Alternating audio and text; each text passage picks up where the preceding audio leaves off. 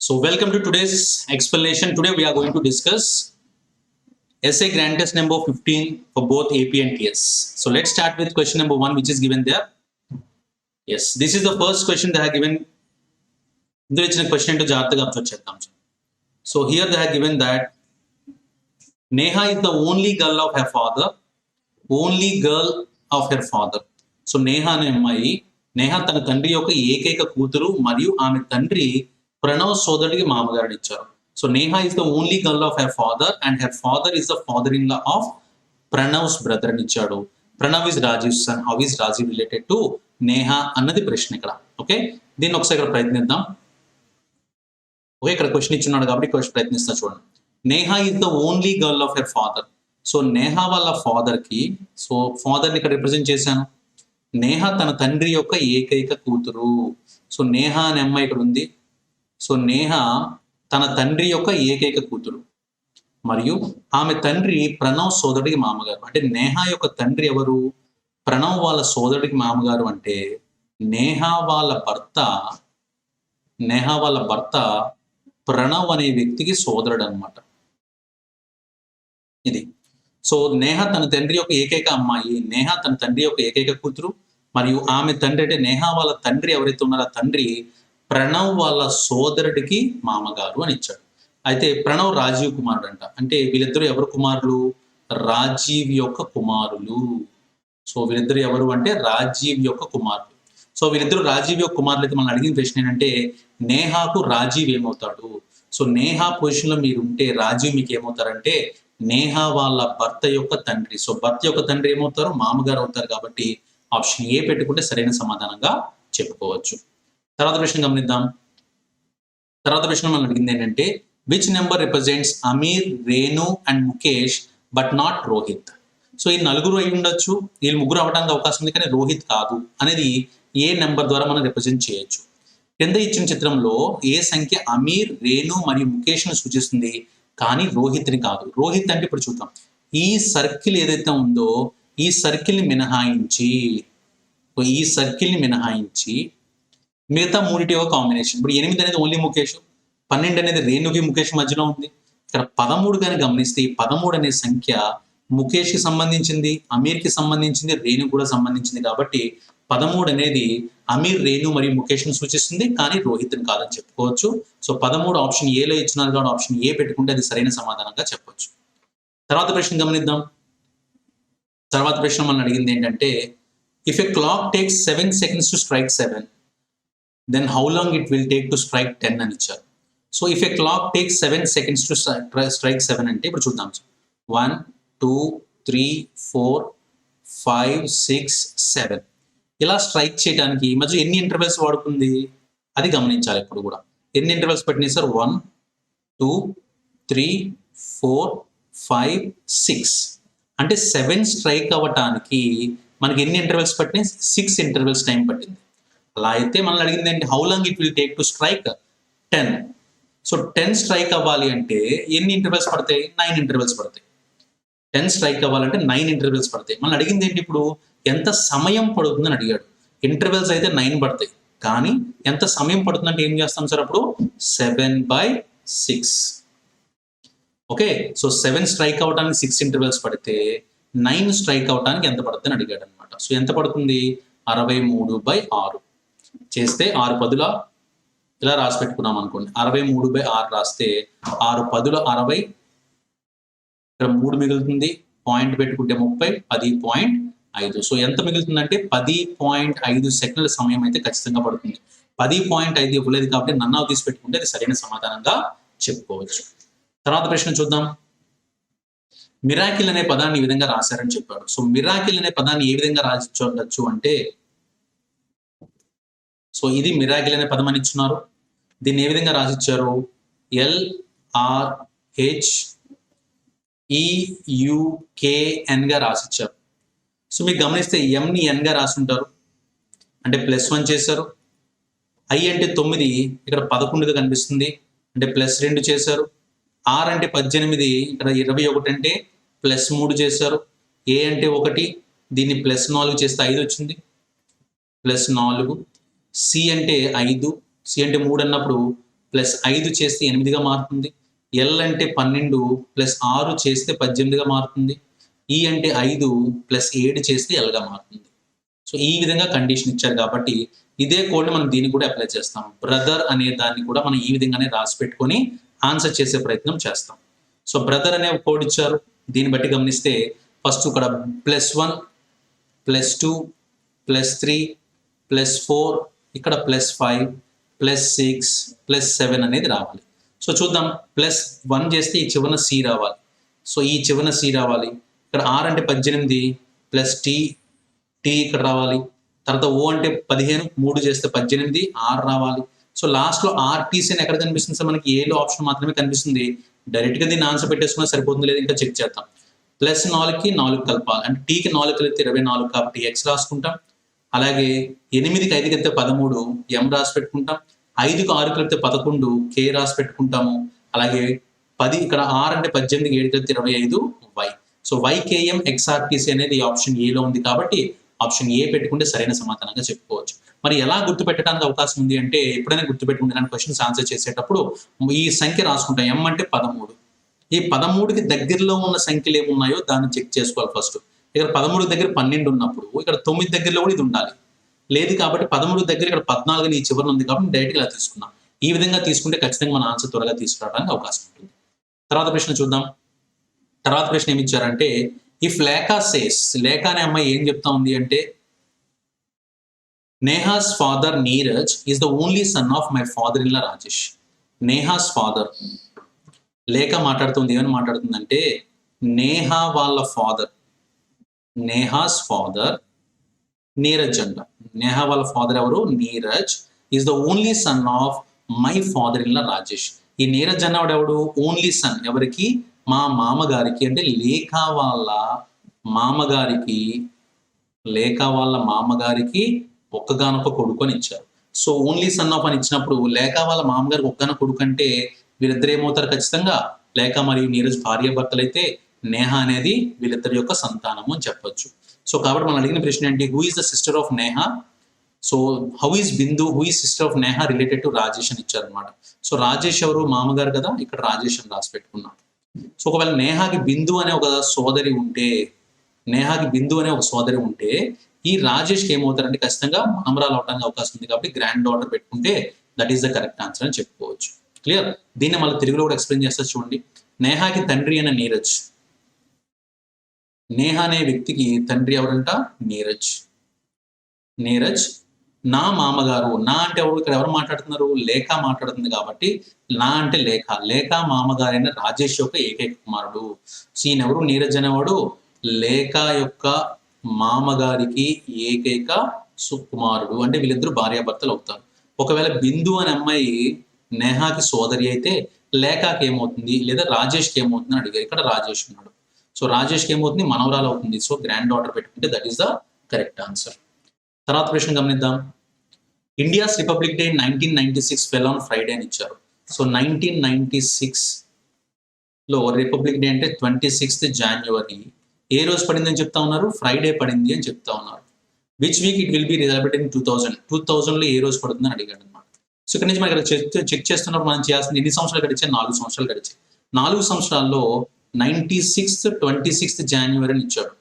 అంటే 96 ఇయర్ నుంచి 97 మధ్యలో ఎన్ని ఆడ్ డేస్ వచ్చి ఉంటాయి? 2 ఆడ్ డేస్ వచ్చి ఉంటాయి. ఎందుకంటే 96వ సంవత్సరంలో మనకి లీప్ ఇయర్ కౌంట్ అవుతుంది కదా. 26 జనవరి తర్వాత 29 ఫిబ్రవరి రావడానికి అవకాశం ఉంది కాబట్టి లీప్ ఇయర్ కౌంట్ అవుతుంది. 97 నుంచి 98 వరకు ఒక ఆడ్ డే ఉంటుంది. 98 నుంచి 99 వరకు ఒక ఆడ్ డే ఉంటుంది. 99 నుంచి 2000 సంవత్సరం వరకు ఒక ఆడ్ డే రావడానికి అవకాశం ఉంటుంది. ఇలా ఇచ్చున్నారు కాబట్టి ఖచ్చితంగా 5 ఆడ్ డేస్ ఉన్నాయి.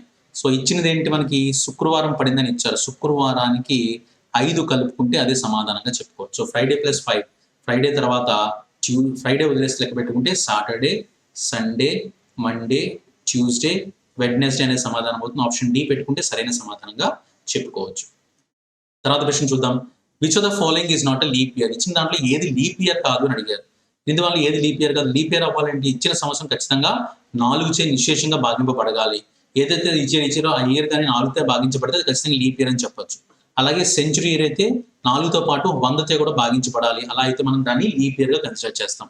ఆ విధంగా గమనిస్తే 1704లో లాస్ట్ రెండు 04 ఉందని ఖచ్చితంగా ఈ 4 యొక్క విభాజనీయత సూత్రం ఏంటి? ఇచ్చిన సంఖ్యలో చివరి రెండు సంఖ్యలు 4చే భాగింపబడినా లేదా చివరి రెండు సంఖ్యలు 0తో భాగించబడినా అది లీప్ ఇయర్ గా చెప్పుకుంటాం. 4తో భాగించబడుతుందని చెప్తున్నాం. సో 1704 అనేది భాగించబడుతుంది కాబట్టి లీప్ ఇయర్ అవుతుంది. 96 కూడా 4చే భాగించబడుతుంది కాబట్టి లీప్ ఇయర్ అవుతుంది. 04 కూడా 4తో భాగించబడుతుంది కాబట్టి లీప్ ఇయర్ అవుతుంది. కానీ ఇది ఏదంటే ఒకసారి చూద్దాం. 2100 అని ఇచ్చారు. 2100లో చివరి రెండు సంఖ్యలు 0 అయినప్పుడు ఖచ్చితంగా 4తో నిశ్శేషంగా భాగించబడుతుంది. కానీ ఇదేంటి? శతాబ్దపు సంవత్సరము. So century year set to be leap year if it is divisible by 400. కాబట్టి శతాబ్ద సంవత్సరం అవ్వాలంటే ఖచ్చితంగా 4తో పాటు 400 కూడా భాగించబడాలి కాబట్టి ఆప్షన్ సి అనేది సరైన సమాధానం అవుతుంది. తర్వాత ప్రశ్న చూద్దాం. తర్వాత ప్రశ్నలో మనకి ఇచ్చింది ఏంటంటే 58వ ప్రశ్న 3 positions of a cube shown below. మనం అడుగుతుందండి which will comes opposite to face containing 5. So 5 అనే దానికి ఆపోజిట్ లో ఏ నెంబర్ వస్తుందని అడిగారు. సో 5 అనే దానికి ఆపోజిట్ లో ఏం నెంబర్ వస్తుందో తెలియాలంటే ఫస్ట్ మనం చేయాల్సింది ఏంటి? అసలు 5 అనే నెంబర్ ఎక్కడ ఉంది? ఇచ్చిన దాంట్లో ఇక్కడ 5 అనేది కనిపిస్తుంది. మూడో క్యూబ్ లో 5 అనేది కనిపిస్తుంది, మూడో డైస్ లో. సో ఇక్కడ 5 అని ఉంది కాబట్టి నాకు 5 ఆపోజిట్ లో ఏమొస్తుందో తెలియాలి అంటే ఫస్ట్ నేను ఈ రెండింటిని కంపేర్ చేసే ప్రయత్నం చేస్తాను. సో ఈ రెండింటిని కంపేర్ చేద్దాం అనుకుంటే ఈ రెండింటిలో కామన్ గా ఉన్న నెంబర్ ఏంటి? నాకు 4 అనే నెంబర్ కనిపిస్తుంది. ఫస్ట్ ఇది చూద్దాం. ఇక్కడ నుంచి ఇలా క్లాక్ వైజ్ లో రాసుకుంటూ వెళ్తా. ఫస్ట్ 4తో మొదలు పెట్టుకొని 4 1 2 రాసి పెట్టుకున్నాను. 4 1 2. ఇక్కడ నుంచి కూడా చూస్తా. ఇక్కడ 4తో మొదలు పెట్టుకుంటే 4 5 3. ఇప్పుడు మనకి 2కి ఆపోజిట్ లో 3 వస్తుంది, అలాగే 1కి ఆపోజిట్ లో 5 వస్తుంది అని చెప్పొచ్చు. కాబట్టి 5కి ఆపోజిట్ లో ఏమొస్తుందని అడిగాడు? 1 వస్తుంది. ఆప్షన్ బి పెట్టుకుంటే సరైన సమాధానంగా చెప్పుకోవచ్చు. తర్వాత ప్రశ్న చూద్దాం. Which of the following answer figures can be obtained from the question figure అని ఇచ్చాడు. దీని ద్వారా ఏది రావడానికి అవకాశం ఉందని అడిగాడు. ఇక్కడ మీరు జాగ్రత్తగా గమనిస్తే ఇక్కడ ఇచ్చిన దాని ప్రకారం ఎప్పుడు కూడా వీటిలో ఆపోజిట్లు ఏమొస్తాయి అంటే ఇలా ఒకటి వదిలేసి లెక్క పెట్టుకోవాలి. అంటే ఇక్కడ డి అనే దానికి వ్యతిరేక దిశలో మనకి ఏమొస్తుంది అంటే డి అనే దానికి వ్యతిరేక దిశలో ఏ వస్తుంది అంటే డి ముందు కనిపిస్తే ఏ వెనకాతలు కనిపించాలి, అలాగే ఎఫ్ ముందు కనిపిస్తే బి వెనకాతలు కనిపించాలి. మిగిలి అంటే ఇలా ఇలా ఒకదాన్ని వదిలి ఒకటి, ఇక్కడ డీని వదిలి ఏ, మిగిలిపోయిన ఏంటి? సిఈ కాబట్టి సికి వ్యతిరేక దిశలో ఈ కనిపించాలి. ఇలా ఉండాలి. అంటే మనం డైస్ చూస్తున్నప్పుడు డి కనిపిస్తే ఏ కనిపించదు, అందుకే డి వెనకాతలు ఏ ఉంటుంది కాబట్టి మనకి కనిపించదు అనమాట. సో ఆ విధంగా గమనిద్దాం. మనం అడిగిన ప్రశ్న ఏంటి? కింది వల్ల ఏది ప్రశ్న బొమ్మ నుండి పొందవచ్చు అని అడిగాడు. ఏది పొందడానికి అవకాశం ఉందో చూద్దాం. ఒకవేళ డి ఉంటే పక్కన ఏ కనిపించకూడదు, ఎఫ్ ఉంటే బి కనిపించకూడదు, అలాగే సి ఉంటే ఈ కనిపించకూడదు. అంటే ఇక్కడ సిఈ రెండు కనిపిస్తాయి అంటే ఏ అవ్వదు. ఇక్కడ కూడా డి ఉంటే ఏ కనిపించకూడదు, ఎఫ్ ఉంటే బి కనిపించకూడదు, సి ఉంటే ఏ కనిపించకూడదు. అంటే 3 ఫాలో అవుతుంది కాబట్టి బి అవడానికి అవకాశం ఉంది. ఇక్కడికి వచ్చేసరికి సిఈ రెండింటిలో కనిపిస్తుంది, సిఈ కనిపించకూడదు. అలాగే ఇక్కడికి వచ్చేసరికి ఎఫ్ బి ఒకే దాంట్లో కనిపిస్తే కనిపించకూడదు. ఎఫ్ ఆపోజిట్ బి కాబట్టి వెనకాతలు ఉండాలి తప్ప పక్కన రాకూడదు. సో కాబట్టి ఆప్షన్ బి పెట్టుకుంటే సరైన సమాధానంగా చెప్పుకోవచ్చు. తర్వాత ప్రశ్న చూద్దాం. తర్వాత ప్రశ్నలు ఇచ్చింది ఏంటంటే how is dusters written in this code language అని అడిగారు. ఇచ్చిన దాంట్లో డస్టర్స్ ని ఏ విధంగా రాయొచ్చు అని అడిగారు. చూద్దాం సార్. ఇక్కడ డస్టర్స్ అనే పదానికి రాయడానికి ఏ codes ఇచ్చున్నారంటే by 3 dusters get 1 free అని ఇచ్చున్నారు కింద రెండో దాంట్లో. దీన్ని ఒక దాంతో చెప్పేయగలమా డస్టర్స్ అనే దానికి? చెప్పలేము, ఖచ్చితంగా రెండోది వాడాలి. So purchase 1 sharpener get 3 free అని ఇచ్చాడు. సో ఇందులో డస్టర్స్ గురించి రిపీట్ చేశాడా? రిపీట్ చేయలేదు. కానీ మనం జాగ్రత్తగా గమనిస్తే ఏంటంటే రిపీట్ అయినా చూద్దాం. పర్చేస్ లేదు, పైన 1 ఉంది, కింద కూడా 1 అని ఉంది. అలాగే పైన గెట్ అని ఉంది, ఇక్కడ కూడా గెట్ అని ఉంది. నెక్స్ట్ ఇక్కడ ఫ్రీ అని ఉంది, సో ఇక్కడ కూడా ఫ్రీ అని ఉంది. అలాగే 3 అని కామన్గా ఉంది, 3 అనేది కామన్గా ఉంది. సో ఇక్కడ బై డస్టర్స్ పర్చేస్ షార్ప్నర్ రెండు మిగిలిపోతున్నప్పుడు మనం ఖచ్చితంగా ఆన్సర్ అయితే చెప్పలేం. అంటే రెండు స్టేట్మెంట్స్ ని యూజ్ చేసినా సరే మన ఆన్సర్ చెప్పడానికి అవకాశం లేదు కాబట్టి ఆప్షన్ ఏం పెట్టుకుంటాం సార్? ఇచ్చిన దాని ప్రకారం both the statements together are not sufficient to answer the question. Option D పెట్టుకుంటే సరైన సమాధానంగా చెప్పుకోవచ్చు. తర్వాత ప్రశ్న చూద్దాం. ఇదే ప్రశ్న తెలుగులో కూడా చదువుదాం. తెలుగులోకి ఇచ్చేసరికి ఏమి ఇచ్చారంటే కోడ్ భాషలో డస్టర్ ని ఏ విధంగా రాయబడుతుంది అని అడిగారు. సో డస్టర్ ఏ విధంగా రాయబడుతుంది అంటే మనం గమనిస్తే బై 3 డస్టర్స్ అని ఇచ్చారు. ఇక్కడ డస్టర్స్ అనే పదం ఉంది, ఈ కింద డస్టర్ లేదు. అంటే ఖచ్చితంగా ఇక్కడ మాత్రమే ఉంది. ఇక్కడ చూద్దాం. డిడి ఖచ్చితంగా ఆన్సర్ అవ్వదు, ఈఈ అనేది ఆన్సర్ అవ్వదు, నెక్స్ట్ ఓ కూడా ఆన్సర్ అవ్వదు, వై కూడా ఆన్సర్. రెండింటిలో వై రిపీట్ అయిపోయింది, వై ఆన్సర్ ఏమవ్వాలి? అప్పుడు జేజే కానీ టీటీ కానీ అవ్వాలి. ఈ రెండింటిని యూజ్ చేసి ఆన్సర్ వచ్చిందా రాలా, ఎందుకంటే డస్టర్స్ అనే దానికి ఏదో ఒకటి మాత్రమే ఆన్సర్ రావాలి, రెండు వస్తున్నాయి కాబట్టి ఖచ్చితంగా ఈ రెండు స్టేట్మెంట్స్ యూజ్ చేసి నాకు ఆన్సర్ రావట్లేదు కాబట్టి 1 మరియు 2 ప్రకటనలో సమాచారం కలిసి ప్రశ్నకు సమాధానం ఇవ్వటానికి సరిపోకపోతే అనేది పెట్టుకోవాలి. కాబట్టి ఆప్షన్ డి పెట్టుకుంటే సరైన సమాధానంగా చెప్పుకోవచ్చు. తర్వాత ప్రశ్న గమనిద్దాం. తర్వాత ప్రశ్నలో మనకి ఇచ్చింది ఏంటంటే, in a row certain number of persons are sitting, what is the total number of persons in the row అని అడిగారు. ఇది ఇక్కడ రాసిన జాగ్రత్త చెక్ చేసుకోండి. ఇక్కడ ఇచ్చిన ఫస్ట్ స్టేట్మెంట్ ద్వారా ట్రై చేస్తే నాకు కావాల్సింది ఏంటి, ఎంతమంది ఉన్నారో తెలియదు, what is the total number అని అడిగారు మనల్ని. అది చెప్పాలి అంటే position of Rohit is 21st. Suppose ఇలా ఒక లైన్ తీసుకున్నా, ఇలా ఒక లైన్ తీసుకుంటే position of Rohit from the left is 21st and position of Shiva 29th from the right side ఇచ్చాడు. సో రైట్ సైడ్ నుంచి చూస్తే శివ 29th పొజిషన్లో ఉన్నాడంట. సో దీని ద్వారా ఎంతమంది ఉన్నారో చెప్పగలమా, చెప్పలేము. ఇది ఓవర్లాప్ అవ్వచ్చు, ఇలా చేసినప్పుడు ఖచ్చితంగా ఫస్ట్ దాని ద్వారా నాకు ఆన్సర్ రావట్లేదు. ఓకే, రెండోది ప్రయత్నిస్తాం. Shikha is 23rd from the left and 14th from the right hand అని ఇచ్చారు. సో ఒక మొత్తం లైన్లో షికా అనే ఒక అమ్మాయి ఉంది, ఆ అమ్మాయి 23rd లెఫ్ట్ నుంచి అలాగే 14th రైట్ నుంచి ఉందని చెప్పారు. ఒక వ్యక్తి యొక్క ర్యాంక్ ని రెండు వైపుల నుంచి ఇచ్చారంటే ఖచ్చితంగా మనం టోటల్ స్ట్రెంగ్త్ చెప్పొచ్చు. ఎలా చెప్తాం, 23 + 14 = 37 - 1 చేస్తే 36 మంది ఉన్నారని ఖచ్చితంగా చెప్పొచ్చు. అంటే రెండో స్టేట్మెంట్ ఒకటి యూజ్ చేస్తే ఖచ్చితంగా నాకు ఆన్సర్ వస్తుంది. కాబట్టి if the data in statement 2 alone is sufficient to answer the question అని ఎవరైతే పెట్టుంటారో వాళ్ళకి మాత్రమే సరైన సమాధానంగా చేయడానికి అవకాశం ఉంటుంది. ఒకసారి ఇదే క్వశ్చన్ తెలుగులో కూడా చెప్తాను, జాగ్రత్తగా గమనించండి. ఇందులో ఇచ్చింది ఏంటంటే, ఒక వరుసలో నిర్దిష్ట సంఖ్యలో వ్యక్తులు కూర్చున్నారు. నిర్దిష్ట సంఖ్య అంటే మనకి ఎంత ఉందో తెలియదు, కానీ లిమిటెడ్ నెంబర్ అయితే ఉన్నారు. వరుసలో ఉన్న వ్యక్తుల మొత్తం యొక్క సంఖ్య ఎంత అని అడిగారు. రోహిత్ స్థానం ఎడమ వైపు నుంచి 21 మరియు శివ స్థానం కుడి వైపు నుంచి 29 స్థానం. సో ఇలా మొత్తం లైన్లో మన రోహిత్ అనే వ్యక్తి ఇటువైపు నుంచి చూస్తే 21వ స్థానం, అదే శివ అనే వ్యక్తి కుడివైపు నుంచి చూస్తే 23వ స్థానంలో ఉన్నారు. సో దీని ద్వారా ఆన్సర్ చెప్పగలమా మనము, చెప్పలేము. ఎందుకు చెప్పలేమంటే అది ఓవర్లాప్ కూడా అవ్వచ్చు, మధ్యలో ఎంతమంది ఉన్నారో కూడా తెలియదు మనకి, కాబట్టి చెప్పలేము. రెండోది గమనిస్తే షిక ఎడమ వైపు నుంచి 23వ స్థానము మరియు కుడివైపు నుంచి 14వ స్థానం అని ఇచ్చారు. అంటే ఒక వ్యక్తి యొక్క ర్యాంక్ ని రెండు వైపుల నుంచి ఇచ్చారు. సో అప్పుడు ఎలా చేస్తాం, 23 + 14 - 1 చేసుకుంటే అది ఆన్సర్ గా చెప్పొచ్చు. 23 + 14 అంటే 37, 37 నుంచి 1 తీస్తే 36. సో టోటల్ స్ట్రెంగ్త్ ఎంత అంటే 36 అని చెప్పొచ్చు. ఈ సమాధానం ఇవ్వడానికి రెండులో ఉన్న డేటా సరిపోతుంది కాబట్టి ప్రకటన 2లోని సమాచారం మాత్రమే ప్రశ్నకు సమాధానం ఇవ్వడానికి సరిపోతుంది. అయితే ప్రకటన 1లోని సమాచారం మాత్రమే ప్రశ్నకు సమాధానం ఇవ్వడానికి సరిపోదని పెట్టుకుంటే అది సరైన సమాధానంగా చెప్పుకోవచ్చు. తర్వాత ప్రశ్న చూద్దాం. తర్వాత ప్రశ్నలో మనకి ఇచ్చింది ఏంటంటే, సో ఇది ప్రశ్న ఇచ్చారు, find the odd number in the following question. ఇందులో ఉన్న భిన్నంగా ఉన్నదాన్ని కనుక్కోమన్నారు. ఎలా కనుక్కుంటే ఎప్పుడైనా సరే 3 సంఖ్యలు 4 సంఖ్యలు 5 సంఖ్యలు మించి ఏది ఇచ్చినా సరే ఖచ్చితంగా మనం దీన్ని SDN గా పరిగణించాలి. సింగిల్ డిజిట్ నెంబర్ తయారు చేసే ప్రయత్నం చేయాలి. అంటే వీటి యొక్క డిజిట్స్ యొక్క ఎడిషన్ కానీ ఇలా తయారు చేయాలి. ఇలా ట్రై చేసుకుని ఆన్సర్ త్వరగా రావడానికి అవకాశం ఉంటుంది. సో ఈ విధంగా చూస్తే 8 + 3 + 7 చేసుకుంటే ఇది 18 టోటల్ వచ్చింది. 9 + 7 + 2 16 + 2 18 టోటల్ వచ్చింది. ఇక్కడ 6 + 2 + 1 6, 2, 8, 1 9 టోటల్గా వచ్చింది. ఇక్కడ 5 + 2 + 4 5, 2, 7 7 + 4 11 టోటల్గా వచ్చింది. మీరు గమనిస్తే 18, 18, 9 వదిలేగా 11 అనేది మాత్రమే ఇక్కడ ప్రధాన సంఖ్యగా తీసుకోవడానికి అవకాశం ఉంది. కాబట్టి దీన్ని మనం ప్రధాన సంఖ్యగా కన్సిడర్ చేసుకుంటాం. కాబట్టి ఆప్షన్ డి అనేది డిఫరెంట్గా ఉందని చెప్పుకోవడానికి అవకాశం ఉంది. అంటే సంఖ్యల యొక్క మొత్తం ఏదైతే ఉందో అది ప్రధాన సంఖ్య అవుతుంది. కాబట్టి ఆప్షన్ డి అనేది సరైన సమాధానంగా తీసుకోవచ్చు. తర్వాత ప్రశ్న చూద్దాం. తర్వాత ప్రశ్నలో మనకి ఇచ్చిన ప్రశ్న ఏంటంటే చూద్దాం. ఇది మళ్ళీ మనకి statements and course of action గురించి క్వశ్చన్ అడుగున్నాడు.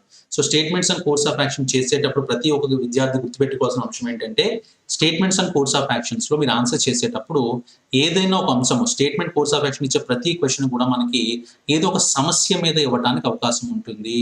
ఒక సమస్యనిచ్చి మీరు ఆ ప్రదేశంలో ఉంటే ఎటువంటి చర్య తీసుకుంటారని అడుగుతాడు. కాబట్టి సమస్యకి ఎప్పుడైనా సరే పరిష్కారం అనేది శాశ్వత పరిష్కారం ఉండాలి.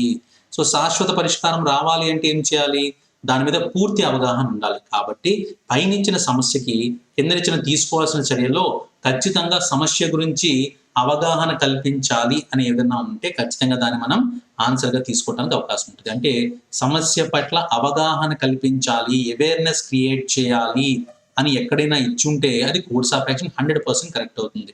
ఇంకొక పాయింట్ మీరు ఇక్కడ గుర్తుపెట్టుకోండి, ఎప్పుడైనా సరే ఇలా ఒక విద్యార్థి ఇలాంటి తప్పు చేశాడని కానీ, ఇలా ఒక పొలిటీషియన్ తప్పు చేశాడని కానీ, ఇలా లంచం తీసుకుని ఇలాంటి వేదన ఇచ్చినప్పుడు మనం వెంటనే ఆ వ్యక్తిని ఉరి తీసేయాలి అని ఇలాంటి హార్ష్ డెసిషన్స్, కఠినమైన చర్యలు ఉన్నప్పుడు అది మనం ఆన్సర్‌గా తీసుకోము. సో, కఠినమైన చర్యలు అనేది మనం ఇక్కడ తీసుకోము. సమస్య పరిష్కారానికి కఠినమైన చర్య ఒకటే రీజన్ కాదు. దీనికి కూడా సొల్యూషన్ కాదు. కాబట్టి కఠినమైన చర్యని యాక్సెప్ట్ చేయకూడదు. అవగాహనకు సంబంధించిన ఏ క్వెషన్స్‌ని ఆన్సర్‌గా తీసుకోవడానికి అవకాశం ఉంది. సో, ఆ విధంగా చూద్దాం. ఈ క్వెషన్ ఆన్సర్ చేసే ప్రయత్నం చేద్దాం. Most of those who study in primary engineering colleges in India migrate to developed nations for better prospects in their professional pursuits. So, చాలా వరకు భారతదేశంలో చదివినటువంటి చాలా మంది విద్యార్థులు తమ జీవితంలో తమ వ్యక్తిగత ఎదుగుదల కోసం మన దేశాన్ని వదిలేసి అభివృద్ధి చెందిన దేశాలకి వలస వెళ్ళిపోతున్నారు అని చెప్పి ఇచ్చున్నారు. ఈ సమస్యకు పరిష్కారం కలిగించాలంటే ఏం చేయాలి? ఇచ్చాడు ఏమిచ్చాడో చూద్దాం. All the students joining these colleges should be asked to sign a bond at the time of admission to the effect that they will remain in India at least for 10 years after they complete education. All the students joining these colleges should be asked to sign a bond. So ఇక్కడ join అవుతున్న ప్రతి student ని కూడా join అవుతున్నప్పుడు ఒక bond మీద sign చేయమని అడగాలంట. ఏమని? నువ్వు ఇక్కడే చదవాలి, చదివిన తర్వాత ఒక 10 సంవత్సరాలైనా మా ఇండియాలోనే పని చేయాలని చెప్పి సైన్ చేయించుకోవాలంటున్నాడు. అది చేయడానికి అవకాశం ఉంటుందా? ఉండదు. ఎందుకు ఉండదంటే that is against right of freedom. అంటే ఈ స్వేచ్ఛ హక్కుకు భంగం కలిగించేది ఉంటుంది కాబట్టి ఖచ్చితంగా మొదటిది సరైన కోర్స్ ఆఫ్ యాక్షన్ కాదు. రెండో చూద్దాం. All those students who desire to settle in developed nations. ఎవరైతే స్టూడెంట్స్ భారతదేశం కాకుండా అదర్ దేశాలు, అభివృద్ధి చెందిన మిగతా దేశాల్లో వాళ్ళు తన జీవనాన్ని కొనసాగిద్దాం అనుకుంటున్నారో should be asked to pay entire cost of their education which the government subsidises. ఏదైతే గవర్నమెంట్ నుంచి వాళ్ళు బెనిఫిట్స్ పొందారో, ఏదైతే గవర్నమెంట్ నుంచి ద్వారా సబ్సిడీస్ కానీ స్కాలర్షిప్స్ కానీ పొందారో వాటిని తిరిగి గవర్నమెంట్కి చెల్లించి వాళ్ళు ఎక్కడికైనా వెళ్ళొచ్చు అని చెప్తున్నాడు. సో ఇది అవ్వడానికి అవకాశం ఉంది. ఎందుకంటే వాళ్ళని బంధించడానికి, కఠినంగా బంధించడానికి అవకాశం లేదు మన దగ్గర. కానీ ఏదైతే గవర్నమెంట్ దగ్గర నుంచి వాళ్ళు సబ్సిడీస్ తీసుకున్నారో, ఏదైతే గవర్నమెంట్ నుంచి ఆర్థికంగా లేదా మిగతా విషయాల ద్వారా వాళ్ళు లబ్ధి పొందారో దాన్ని తిరిగి ఇవ్వడానికి అవకాశం ఉంది. కాబట్టి ఓన్లీ 2 మాత్రమే అవకాశంగా తీసుకోవచ్చు. దీన్ని ఒకసారి తెలుగులో కూడా చూద్దాం. తెలుగులో ఏమి ఇచ్చున్నారంటే, భారతదేశంలోని ఉన్నతమైన ఇంజనీరింగ్ కాలేజీలో చదివిన వారిలో చాలా మంది తమ వృత్తిపరంగా మంచి అవకాశాల కోసం అభివృద్ధి చెందుతున్న దేశాలకు వలస వెళతారని ఇచ్చాడు. సో దీన్ని తీసుకోవాల్సిన చర్యలు ఏంటి? ఈ కాలేజీలలో చేరే విద్యార్థులందరూ విద్యను పూర్తి చేసిన తర్వాత కనీసం 10 ఏళ్ల పాటు భారతదేశంలోనే ఉంటారని ప్రవేశానికి ముందు వాగ్దాన పత్రంపై సంతకం చేయాలి. నువ్వు వాగ్దాన పత్రంపై బాండ్ పేపర్పై సైన్ చేయించుకుంటున్నావంటే నువ్వు ఆయన స్వేచ్ఛకు భంగం కలిగిస్తున్నావు. అతను ఎక్కడైనా వెళ్ళడానికి సెటిల్ అవడానికి అవకాశం ఉంది. అలాంటి వ్యక్తిని నువ్వు బంధిస్తున్నావు. కాబట్టి ఖచ్చితంగా ఇది సరైన చర్య కాదు. అభివృద్ధి చెందుతున్న దేశాలు స్థిరపడాలని కోరుకునే విద్యార్థులందరూ తమ విద్య కోసం అయిన మొత్తం ఖర్చును ప్రభుత్వానికి తిరిగి చెల్లించాలని అడగాలి. అంటే ఏదైతే ప్రభుత్వం తిరిగి వాళ్ళకి ఇచ్చిందో, ఏదైతే ప్రభుత్వం వాళ్ళ మీద ఖర్చు పెట్టిందో ఆ అమౌంట్ మళ్ళీ ప్రభుత్వం వెనక్కి తీసుకునే అవకాశం ఉంది అంటే ఖచ్చితంగా అది ఉంది. కాబట్టి ఆప్షన్ బి పెట్టుకుంటే అది సరైన చర్యగా చెప్పుకోవచ్చు. తర్వాత ప్రశ్న చూద్దాం. ఇక్కడ తర్వాత ప్రశ్న మనకి ఇచ్చింది క్వశ్చన్ నెంబర్ 64. ఒకసారి చెక్ చేసుకుంటాం. క్వశ్చన్ నెంబర్ 64 ఏమి ఇచ్చారు అనేది. సో ఇది question number 64. There are 5 friends Sachin, Kamal, Mohan, Arun, Ram. Sachin is shorter than Kamal అని ఇచ్చాడు. ఇక్కడ రాస్తున్నా చూడండి. Sachin is shorter than Kamal, shorter than Kamal but taller than Ram. So Ram కంటే పొడవైనవాడు. సచిన్ కమల్ కంటే చిన్నవాడు కానీ రామ్ కంటే పెద్దవాడు. And Mohan is the tallest. అందరికంటే పైన ఎవడు ఉండాలి? మోహన్ అనేవాడు అందరికంటే టాలెస్ట్ అని ఉండాలి. Arun is little shorter than Kamal. Arun అనేవాడు కమల్ కంటే కొద్దిగా పొట్టి but little taller than Sachin కంటే పొడుగు. Who is the second tallest అని చెప్పి ఖచ్చితంగా ఎవడవుతారు సార్ సెకండ్ టాలెస్ట్? కమల్ అవడానికి అవకాశం ఉంది. కాబట్టి ఆప్షన్ సి పెట్టుకుంటే సరైన నిర్ణయంగా చెప్పుకోవచ్చు. దీని ఒకసారి తెలుగులో కూడా చెప్తాను చూడండి. సచిన్, కమల్, మోహన్, అరుణ్ మరియు రామ్ అనే 5 స్నేహితులు ఉన్నారు. సచిన్ కమల్ కన్నా చిన్నవాడు. సో సచిన్ అనే వ్యక్తి కమల్ కంటే చిన్నవాడు కానీ రామ్ కన్నా ఎత్తుకుంటాడు. సో రామ్ కన్నా ఎత్తుగా ఉన్నాడని చెప్పాను. మోహన్ అందరికంటే ఎత్తైన వాడు. సో మోహన్ అందరికంటే ఎత్తైన వాడు పైన రాసి పెట్టుకున్న. అరుణ్ కమల్ కన్నా కొంచెం చిన్నవాడు, మరి సచిన్ కన్నా కొంత. అంటే కమల్ కి సచిన్ కి మధ్యలో అరుణ్ ఉండాలి. సో ఇప్పుడు ఖచ్చితంగా ఈ పొజిషన్ లో అరుణ్ అని రాసుకుంటే మోహన్, కమల్, అరుణ్, సచిన్, రామ్. 2వ స్థానంలో ఉన్నది ఎవరు? కమల్. కాబట్టి ఆప్షన్ సి పెట్టుకుంటే సరైన సమాధానంగా చెప్పుకోవచ్చు. తర్వాత ప్రశ్న గమనిద్దాం. ఇక్కడ ఇచ్చింది ఏంటంటే A and B start running from the same point. So A and B ఒకే పాయింట్ నుంచి మొదలు పెట్టారు. ఒకే పాయింట్ నుంచి మొదలు పెట్టారు. సపోజ్ ఈ పాయింట్ అనుకుందాం. ఈ పాయింట్ నుంచి మొదలు పెట్టారు. Arun A and B starts running from the same point. Suppose ఇక్కడ ఏదో పాయింట్ నుంచి మొదలు పెట్టారు. ఇది స్టార్టింగ్ పాయింట్ అనుకుందాం. అరుణ్ 3 కిలోమీటర్స్ ఏ రన్స్, ఏ అనే పర్సన్ 3 కిలోమీటర్స్ వెస్ట్ వైపు వెళ్ళాడు. సో ఏ అనే పర్సన్ ఇలా వెళ్తున్నాడు, ఇది 3 కిలోమీటర్స్గా తీసుకున్నాం. Then turns south and runs 5, ఇక్కడి నుంచి మళ్ళా ఇలా సౌత్ వైపు వెళ్ళి 5 కిలోమీటర్లు నడిచాడు. అక్కడి నుంచి turns right and runs 7 kilometres, ఇక్కడి నుంచి మళ్ళీ రైట్ వైపు తిరిగి 7 కిలోమీటర్స్ నడిచాడు. ఇప్పుడు ఇదే స్థానంలో నుంచి మొదలైనటువంటి బి రన్స్ 1 కిలోమీటర్ సౌత్, ఇక్కడి నుంచి ఇలా సౌత్ వైపు 1 కిలోమీటర్ నడిచాడు. 1 కిలోమీటర్ నడిచి then turns to right and runs 3 kilometres, ఇక్కడి నుంచి మళ్ళీ ఏం చేశాడు, కుడి వైపుకు తిరిగి 3 కిలోమీటర్లు నడిచాడు. అంటే ఈ లైన్కి పాత స్థానానికి చేరుకున్నాడు 3 kilometres. And then 7 kilometres again in the same direction, ఇక్కడ నుంచి మళ్ళీ 7 కిలోమీటర్స్ సేమ్ ఇలాగే ముందుకు నడుచుకుంటూ వచ్చాడంట. సో ఇక్కడికి వచ్చి ఆగడతాను కూడా. సో ఇప్పుడు బి ఇక్కడ ఉన్నాడు, ఏ ఇక్కడ ఉన్నాడు. మనల్ని అడుగుతుంది ఏంటి, where is B with respect to A now.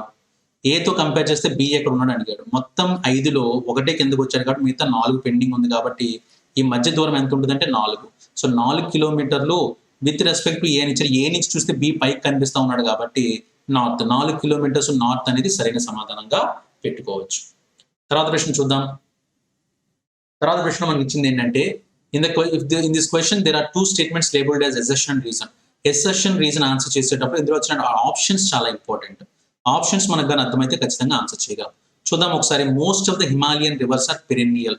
So perennial అంటే జీవనదులు అని అర్థం అనమాట. అంటే అవి వాటంతలో వాటి పుట్టి అవి ప్రయాణిస్తాయి అనమాట.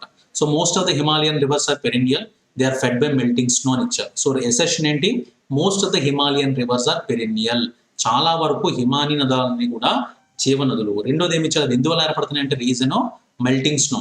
అది హిమాలయాల్లో మంచు పర్వతం కరగటం వల్ల ఈ నదులు ఏర్పడుతున్నాయని చెప్పాడు ఖచ్చితంగా. కాబట్టి ఆన్సర్ ఏం పెట్టుకోవచ్చు దీనికి, both A and R true and R is the correct explanation of A. So తెలుగులో ఏమి ఇచ్చారో చూద్దాం దీన్ని.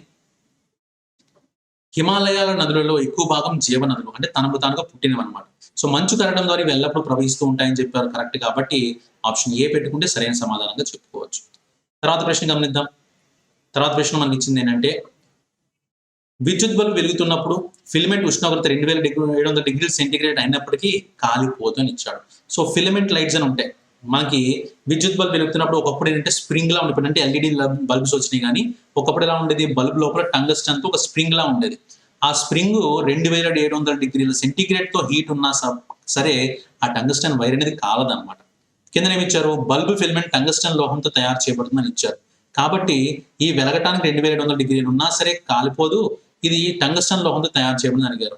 ఖచ్చితంగా టంగస్టన్ లోహంతో తయారు చేయడం కరెక్టే, కానీ ఇలా ఇంత అయినా కాలకపోవడానికి కారణం ఏంటంటే, టంగస్టన్ లోహం యొక్క అత్యధిక ఉష్ణోగ్రత ఎలా అంటే దగ్గర దగ్గర 3900 డిగ్రీల సెంటీగ్రేడ్ వస్తే తప్ప అది పూర్తిగా కాలదనమాట, పూర్తిగా కరగడానికి అవకాశం లేదు. రెండో విషయం ఇక్కడ ఆలోచించాల్సింది ఏంటంటే, ఒక ఫిలమెంట్ అనేది, విద్యుత్ బల్బు ఉన్న ఫిలమెంట్ అసలు ఉష్ణాన్ని ఒక లైట్ ని ప్రసరించాలి, అది రావాలి అంటే మినిమం 2700 డిగ్రీల సెంటీగ్రేడ్ ఉంటే తప్ప అది లైట్ ని కాంతిని ప్రసారించలేదు. కాబట్టి ఈ రెండు కూడా కరెక్టే, మీరు చెప్పిన రెండు కూడా కరెక్టే, కానీ మొదటిది జరగడానికి రెండోది ఒకటే కారణం కాదు. కాబట్టి ఏ మరియు బి రెండు నిజమే, కానీ ఆర్ అనేది ఏ యొక్క సరైన వివరణ కాదు. ఆప్షన్ బి పెట్టుకుంటే సరైన సమాధానంగా చెప్పుకోవచ్చు. తర్వాత ప్రశ్న చూద్దాం. తర్వాత ప్రశ్నలో మనం అడిగింది ఏంటంటే, 168, 14 అని ఇచ్చారు, ఇలా ఇచ్చినాడు. వీటి మధ్య ఉన్న డిఫరెన్స్ ఏంటో చూద్దాం. 14 స్క్వేర్ ఈజ్ 196, 196 మైనస్ 14 చేస్తే మనకి ఎంత వస్తుంది, 196 మైనస్ 14 ఈజ్ నథింగ్ బట్, ఇది ఆన్సర్ చేయాలంటే 186, 186లోంచి 14 తీస్తే 182 వస్తుంది. కానీ మనకు కావాల్సింది ఎంత, 168 అని ఉంది, అది అవ్వట్లేదు. తర్వాత చూద్దాం. ఇది 13 స్క్వేర్ ప్లస్ 13 లేదా మైనస్ 13, 169లోంచి 13 తీస్తే, 9లోంచి 3 తీస్తే 6, 16లోంచి 1 తీస్తే 15, 156 సెట్ అయింది. ఇక్కడ చూద్దాం. 11 స్క్వేర్ 121లోంచి 11 తీస్తే 110గా చెప్పచ్చు. తర్వాత 16 స్క్వేర్ 256 లోంచి 16 తీస్తే 240గా చెప్పచ్చు. అంటే ఇవన్నీ సరిపోయినాయి, కానీ ఆప్షన్ ఏలో మాత్రం అది సెట్ అవ్వట్లేదు. కాబట్టి ఆప్షన్ ఏ భిన్నంగా ఉందని చెప్పుకోవచ్చు. తర్వాత చూద్దాం. 69వ ప్రశ్న, 4z/j అని ఇచ్చాడు. సో ఇది ఎలా రాయడానికి అవకాశం ఉందో దాన్ని ఒకసారి మనం గమనిద్దాం. సో ఏది ఎలా వచ్చిందని అడుగుతున్నాడు, 4z/j ద్వారా ఎలా రాస్తున్నారు అనేది ఒకసారి గమనిద్దాం. ఎలా రాసి ఉండొచ్చు అంటే జెడ్ అంటే ఆపోజిట్ వాల్యూ ఎంత 1. అంటే జెడ్ రైట్ సైడ్ నుంచి చూస్తే 1వ స్థానంలో ఉంటుంది, వై అనేది ఎడమ కుడివైపు నుంచి చూస్తే 2వ స్థానంలో ఉంటుంది, మళ్ళీ జెడ్ అనేది 1వ స్థానంలో ఉంటుంది. 1 + 2 + 1 చేస్తే 4. ఇప్పుడు 20 టోటల్ రావాలి అంటే ఎక్స్ అంటే 3వ స్థానం, బి అంటే 25వ స్థానం, అవకాశం లేదు కదా. వై అంటే 2వ స్థానం, అటువైపు నుంచి చూస్తే 2వ స్థానం, కే అంటే 16వ స్థానం, వై అంటే 2వ స్థానం. సో 2 + 16 + 2 అనేది సరైన సమాధానం. 2 + 2 4 + 16 20 అవుతుంది. కాబట్టి ఇక్కడ వై కే వై ఉంటే సరిపోతుంది. వై యొక్క ఆపోజిట్ లెటర్ బి, బి అంటే 2, K opposite letter P, P అంటే 16, Y opposite letter B, B అంటే 2. ఆ విధంగా గుర్తుపెట్టుకున్న ఆన్సర్ సమానంగా వస్తుంది. ఇక్కడ ఆప్షన్ సి పెట్టుకుంటే సరైన సమాధానంగా చెప్పుకోవచ్చు. తర్వాత ప్రశ్న చూద్దాం. తర్వాత ప్రశ్నలో మనకి ఇచ్చింది ఏంటంటే, సో ఇలా ఇచ్చినాడు ప్రశ్న. క్రింది చిత్రంలో చతురస్రం దంత వైద్యులను, ఇక్కడ చతురస్రం ఏదైతే ఉందో ఇది డెంటిస్ట్లను సూచిస్తుందని ఇచ్చాడు. ఇది దంత వైద్యులను సూచిస్తుంది. తర్వాత త్రిభుజం కలెక్టర్లను చూపిస్తుందని ఇచ్చాడు. ఇక్కడ కలెక్టర్ను సూచిస్తుంది. అలాగే వృత్తం భారతీయులను సూచిస్తుందని ఇచ్చాడు. సో వీళ్ళు భారతీయులు అవ్వాలి. అలాగే దీర్ఘ చతురస్రం మహిళలను సూచిస్తుంది. సో దీర్ఘ చతురస్రం మహిళలను సూచిస్తుంది. మనం అడిగిన ప్రశ్న ఏంటో చూద్దాం. కలెక్టర్లు లేదా మహిళలైన భారతీయులు ఏ అక్షరాలు సూచిస్తుంది? కలెక్టర్లు లేదా మహిళలు అవ్వాలి, వాళ్ళు భారతీయులు అయి ఉండాలి. సో భారతీయులు అంటే ఇదంతా సార్, ఇదంతా సర్కిల్ అంతా భారతీయులు. వాటితో పాటు కలెక్టర్లు అవ్వాలి లేదా మహిళలు అయి ఉండాలి. సో ఈ పార్ట్ ఇక్కడ ఏదైతే రెడ్ తో డ్రా చేస్తున్నానో ఈ పార్ట్ అందులోకి రావడానికి అవకాశం ఉంది. అందులో ఏ లెటర్స్ కవర్ అయినాయి? సి, ఏ, బి కవర్ అయినాయి. కాబట్టి ఖచ్చితంగా ఏ అక్షరాల సమయం చూపిస్తుందంటే ఏబిసి కాంబినేషన్ ఉన్న ఆప్షన్ ఏ అనేది సరైన సమాధానంగా చెప్పుకోవచ్చు. సో తర్వాత ప్రశ్న మనకి 71వ ప్రశ్న ఇచ్చున్నారు. 71వ ప్రశ్నలో మనకి ఎలా రాశారో చూద్దాం సార్. CHARCOAL చార్కోల్ అనే వర్డ్ ఇచ్చి దీన్ని కోడ్గా ఏ విధంగా మార్చారనేది చెక్ చేద్దాం. సి ఎక్స్ గా రాశారు అంటే ఆపోజిట్ లెటర్ రాశారు, గుర్తుపెట్టుకోండి. హెచ్ని ఎస్ గా రాశారు అంటే ఇది కూడా ఆపోజిట్ లెటరే. ఏ అనేది మొదటి ఓవెల్, ఓకే, మొదటి ఓవెల్ కాబట్టి 1 అని రాశారు, గుర్తుపెట్టుకోండి. ఆర్కి ఆపోజిట్ ఐ, సికి ఆపోజిట్ ఎక్స్, ఓ అనేది AEIOU అని రాసుకుంటే ఓ అనేది ఎన్నో స్థానంలో ఉంది? 4వ స్థానం కాబట్టి ఇక్కడ 4 అని రాశారు. మళ్ళీ ఏ అనేది 1వ ఓవెల్ కాబట్టి 1 అని రాశారు. ఎల్కి ఆపోజిట్ లో ఓ రావాలి. ఈ విధంగా రాసిచ్చారు. కాబట్టి మనం రిక్వెస్ట్ అనే పదాన్ని ఏ విధంగా రాయొచ్చు అంటే, రిక్వెస్ట్ అనే పదాన్ని ఏ విధంగా రాయొచ్చు అని చూద్దాం. ఆర్కి ఆపోజిట్ ఐ రాసుకోవాలి. ఈ అంటే ఓవెల్స్ 2వ స్థానంలో ఉంది కాబట్టి 2 అని వస్తుంది. క్యూ అంటే ఆపోజిట్ జే రావాలి. యు అంటే 5వ స్థానంలో రావాలి. ఈ అనేది 2వ స్థానంలో రావాలి. ఎస్ అనేది హెచ్ అని రావాలి. టి అంటే జి అని రావాలి. So I2J 5-2HG, I2J 5-2HG option A పెట్టుకుంటే సరైన సమాధానంగా చెప్పుకోవచ్చు. తర్వాత చూద్దాం 72వ ప్రశ్న ఏమి ఇచ్చారు అంటే, ఇక్కడ నెంబర్స్ అన్ని ఉన్నాయి, దీన్ని ఎలా రాసింటారో చూద్దాం సార్. 14, 4, 12, 3, 20 అని ఇచ్చారు. సో దీన్ని ఏ విధంగా తీయచ్చు అంటే ఒకసారి రాస్తా చూడండి. 14 × 4, సో 14 56, 56 - 20 చేస్తా అంటే ఈ రెండింటిని మల్టిప్లై చేసి ఇందులోంచి ఇది మైనస్ చేస్తాం. ఈ చివరి ఉన్న అక్షరాన్ని మైనస్ చేస్తే 14 56 - 20 36 అవుతుంది. 36 / 12 చేస్తే నాకు ఎంత రావాలి? దీని 3 అనేది ఆన్సర్ రావాలి. అదే వచ్చింది. ఈ రెండింటిని మల్టిప్లై చేసి ఇక్కడ మల్టిప్లై చేసుకొని దీన్ని డివైడ్ చేసిన తర్వాత, దీన్ని మైనస్ చేసుకున్న తర్వాత దీన్ని డివైడ్ చేయాలి. అదేవిధంగా ఇది కూడా ప్రయత్నిద్దాం. 9 × 9 - 42 = 981. 81లోంచి 42 తీస్తే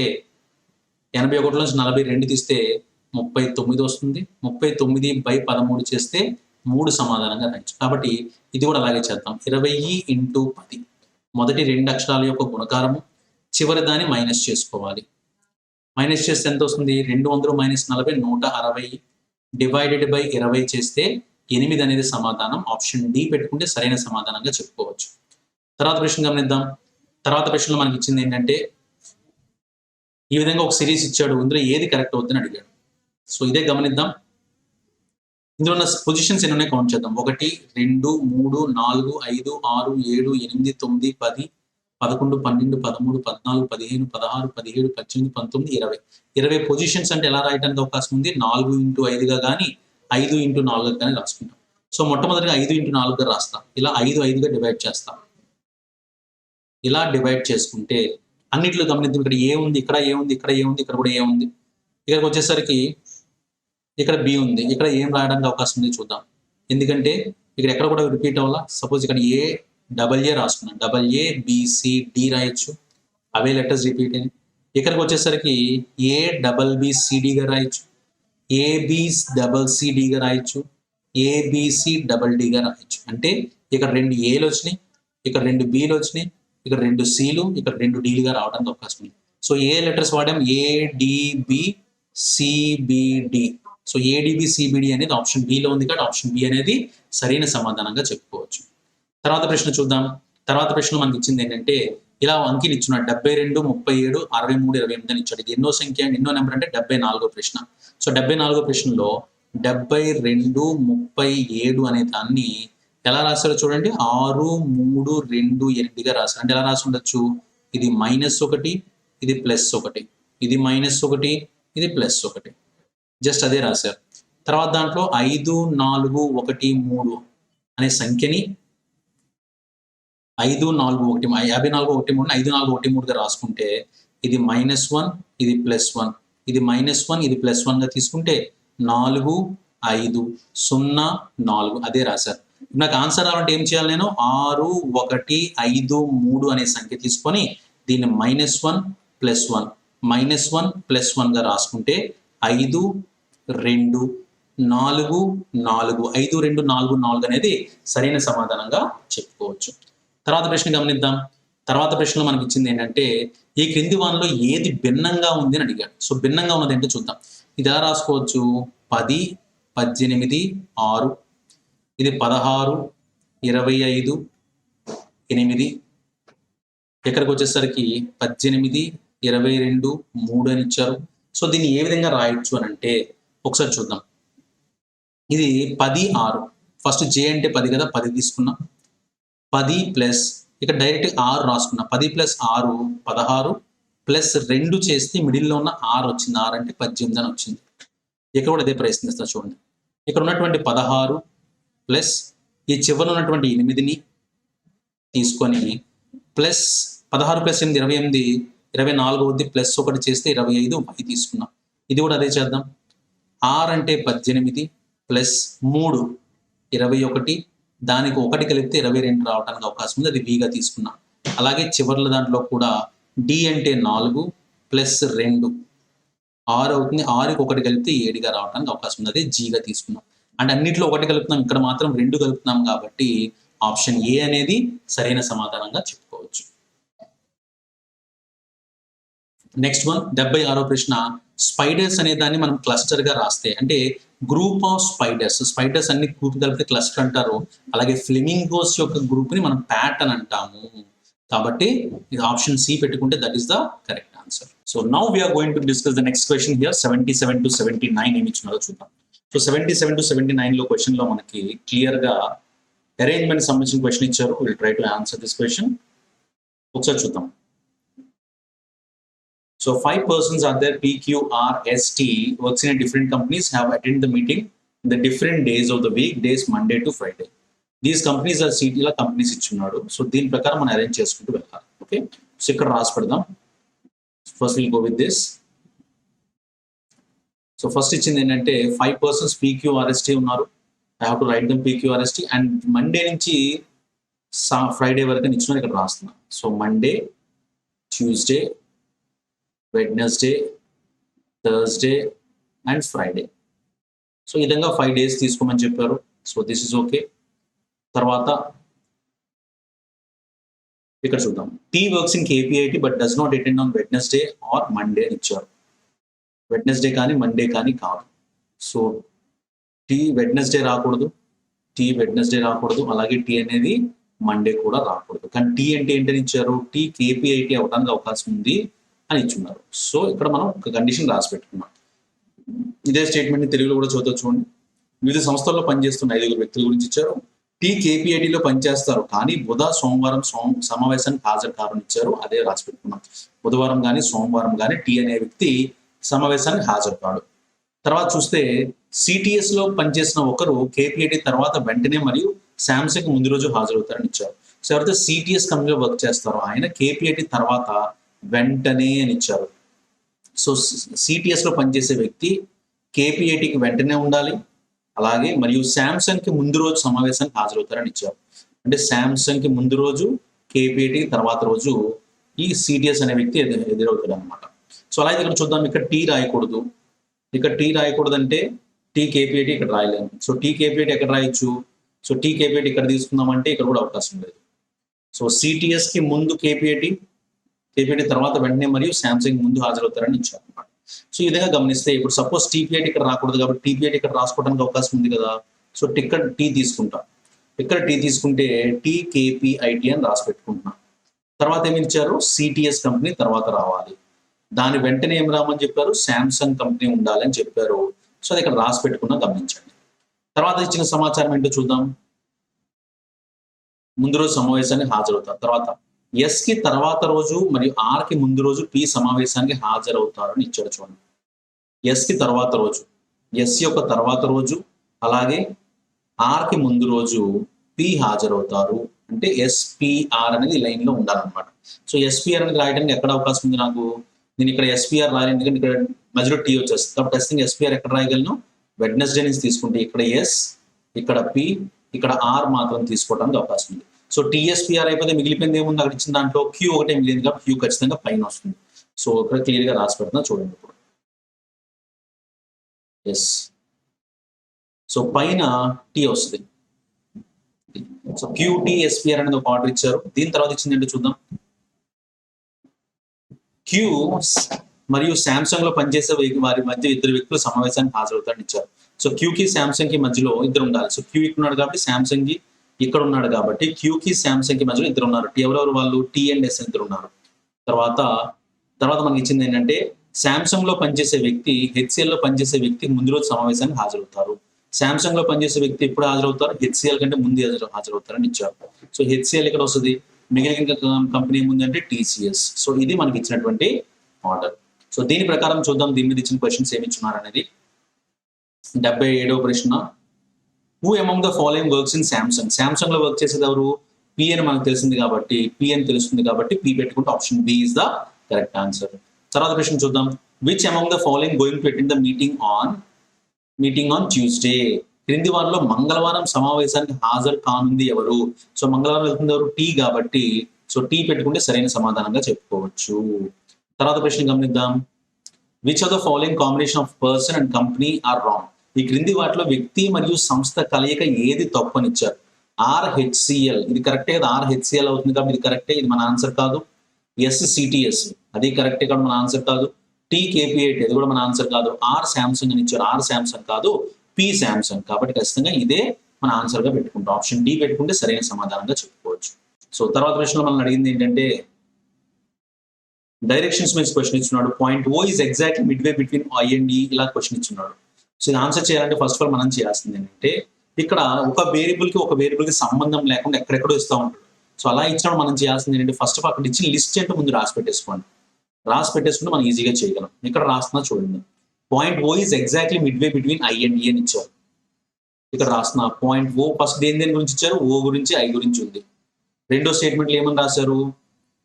తర్వాత ఐ అండ్ ఈ అని ఇచ్చారు. మళ్ళీ రెండో స్టేట్మెంట్ మనకి ఐ గురించి, ఈ గురించి ఉంది. మూడో స్టేట్మెంట్ ఇక్కడ మనం చూడండి. మూడో స్టేట్మెంట్ జెడ్ గురించి ఇచ్చారు. Z is exactly midway between point ఈ అండ్ హెచ్. సో జెడ్, ఈ, హెచ్ గురించి మూడో పాయింట్ లో ఉంది. హెచ్ గురించి, ఈ గురించి తర్వాత పాయింట్ లో ఉంది. తర్వాత యు, ఓ గురించి ఇక్కడ ఉంది. యు అండ్ ఓ గురించి. తర్వాత Y is 6 meters towards east of O అని ఇచ్చారు. So Y and O. So Y and O గురించి ఉంది. ఇది కనెక్షన్ ఇచ్చారు. ఓకే, సో ఇప్పుడు దీని ప్రకారం మనం అరేంజ్ చేసుకుంటూ వెళ్ళాలి. ఒకసారి చూద్దాం. ఫస్ట్ వన్ బిందువు ఐ మరియు బిందువు ఈలకు సరిగ్గా మధ్యలో బిందువు ఓ ఉంది అని ఇచ్చారు. ఓకే, సో బిందువు ఐ మరియు బిందువు ఈలకు మధ్యలో సరిగ్గా ఓ ఉంది. సో ఓ అనేది ఐకి ఈకి మధ్యలో ఉందని చెప్పారు. ఓకేనా, అదే ఇక్కడ ఇచ్చున్నారు. ఓకే, ఓ అనేది ఐకి ఈకి మధ్యలో ఉంది అన్నది ఇక్కడ కండిషన్. ఓకే, తర్వాత ఏమి ఇచ్చారు? I is 16 meters north of point ఈ. సో ఇక్కడ ఐ మరియు బి సరిగ్గా మధ్యలో ఓ ఉందంటే ఎలా రాయటానికి? ఇక్కడ ఓ పెట్టుకుని ఇక్కడ ఐ రాసుకోవచ్చు, లేదా పైన ఐ రాసుకోవచ్చు, అవకాశాలు చాలా ఎక్కువ ఉన్నాయి కాబట్టి ముందు దీంతో మొదలు పెట్టదు మనం. సో దీంతో కాకుండా మనకి ఏదైతే ఎగ్జాక్ట్ ఆన్సర్ దాంతో ప్రయత్నిద్దాం. తర్వాత ఏమిచ్చారు, బిందువు ఐ బిందువు ఈకి ఉత్తరాన 16 మీటర్లో ఉంది, బిందువు ఈకి ఉత్తరాన 16 మీటర్లో రాయాలి.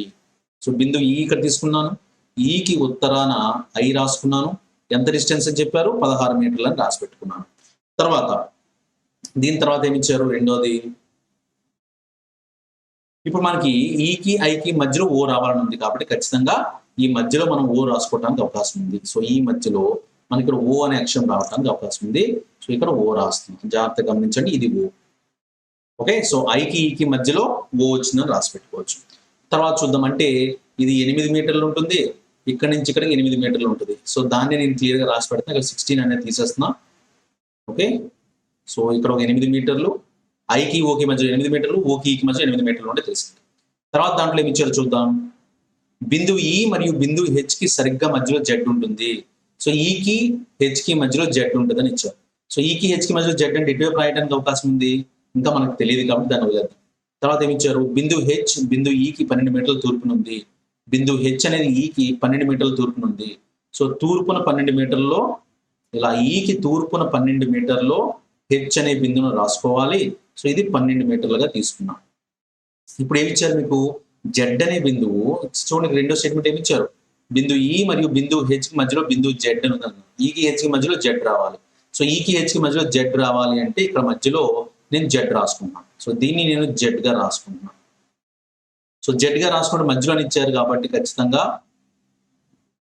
సో మధ్యలో అని చెప్పారు కాబట్టి ఇది 12 మీటర్లు అంటే ఇది 6 మీటర్లు, ఇది ఒక 6 మీటర్లు రావడానికి అవకాశం ఉంది. ఈకి హెచ్ మధ్యలో 12 మీటర్లు, జెడ్ అనేది మధ్యలో ఉందంటే జెడ్ ఈకి 6 మీటర్లు రాసుకున్నాం. తర్వాత క్వశ్చన్ చూద్దాం, తర్వాత స్టేట్మెంట్ ఏమి ఇచ్చున్నారో చూద్దాం. ఎస్, తర్వాత ఏమి ఇచ్చున్నారంటే బిందువు యు బిందువు ఓకి దక్షిణాన 20 మీటర్ల దూరంలో ఉంది. బిందువు యు అనేది బిందువు ఓకి దక్షిణాన 20 మీటర్లు. సో ఒకసారి చూడండి, ఇది 8 మీటర్లు ఆల్రెడీ ఉంది, ఓకి దక్షిణాన రావాలంటే ఇంకా కిందకి వెళ్ళాలి ఇలా. సో ఇలా కిందకి వెళ్తే ఆ కిందకి వెళ్తున్న దాంట్లో ఎంత డిస్టెన్స్ లో ఉందని చెప్పారు, ఇక్కడ కిందకి వెళ్తున్న దాంట్లో మొత్తం 20 మీటర్లు అన్నారు. 20 మీటర్లు అంటే ఆల్రెడీ ఓ దగ్గర నుంచి ఇది 8 కాబట్టి మిగతా 12. ఎవరున్నారు, యు అనే బిందువు ఇక్కడ ఉందని చెప్తున్నాడు. సో యు అనే బిందువు నేను ఇక్కడ తీసుకున్నా. సో 12 మీటర్లు అయింది, ఇది కూడా అయిపోయింది. తర్వాత స్టేట్మెంట్ చదువుదాం, ఓకి తూర్పు వైపు 6 మీటర్లు. ఓకే, ఓకి తూర్పు వైపు 6 మీటర్ల దూరంలో, ఓ అనే దానికి తూర్పు వైపు 6 మీటర్ల దూరం అంటే ఇలా తీసుకున్నా. ఓకి తూర్పు వైపు 6 మీటర్ల దూరంలో వై అనే బిందువు ఉంది. సో ఇది 6 మీటర్లు. సో వైకి ఉత్తరాన్ని ఉంది, తూర్పున ఉంది కాబట్టి 6 మీటర్లు అని తీసుకున్నాను. తర్వాత ఒక బిందువు ఇక్కడ వరకు ఇచ్చారు. సో ఓకి తూర్పు వైపు 6 మీటర్ల దూరంలో బిందువు ఓ ఉంది. ఇంతవరకు మనకి డేటా ఇచ్చాడు. ఇప్పుడు క్వశ్చన్ ఏమి ఇచ్చారంటే దీని మీద క్వశ్చన్ చదువుతాం సార్, జాగ్రత్త చూడండి.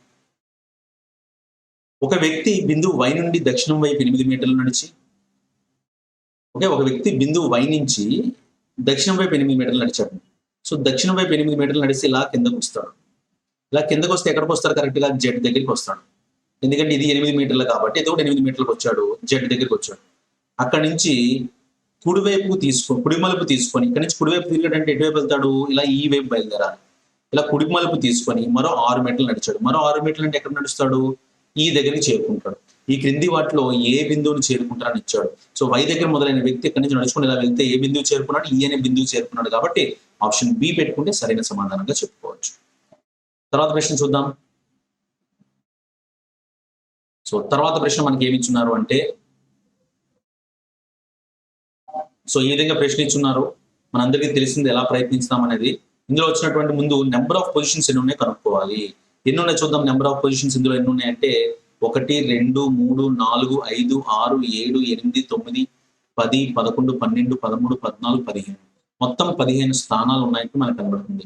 సో 15 స్థానాలు ఉన్నాయంటే ఎలా రాసుకోవచ్చు దీన్ని, సో నార్మల్ గా 3x5 గా కానీ 5x3 గా కానీ ట్రై చేయొచ్చు, లేదా ఇది 16 ఒకటి తగ్గడానికి కూడా అవకాశం ఉంది. సో ఆ విధంగా రాసే ప్రయత్నం అయితే దీనికోసం చేయాలి.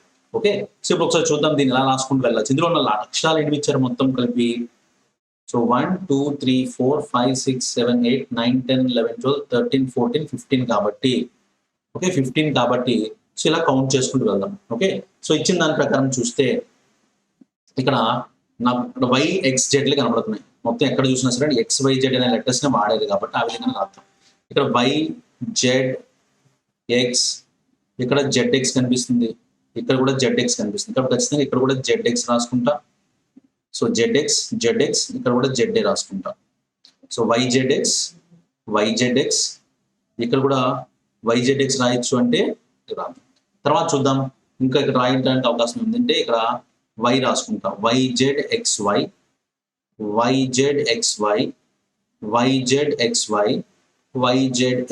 ఇలా రొటేట్ అవుతుంది అనమాట. చూడండి, YZX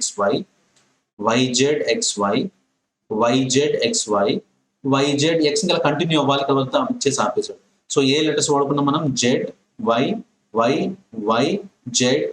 అనేది ఆప్షన్ ఏలో ఉంది కాబట్టి ఆప్షన్ ఏ పెట్టుకుంటే ఇది సరైన సమాధానంగా చెప్పుకోవచ్చు. తర్వాత ప్రశ్న గమనిద్దాం. తర్వాత ప్రశ్నలో మనకి ఇచ్చింది ఏంటంటే ఈ విధంగా కోడింగ్ డీకోడింగ్ నుంచి ప్రశ్న అడుగున్నాడు. 82వ ప్రశ్న. ఇందులో కన్ఫైజ్డ్ అనే పదాన్ని ఈ విధంగా రాసాము, అయితే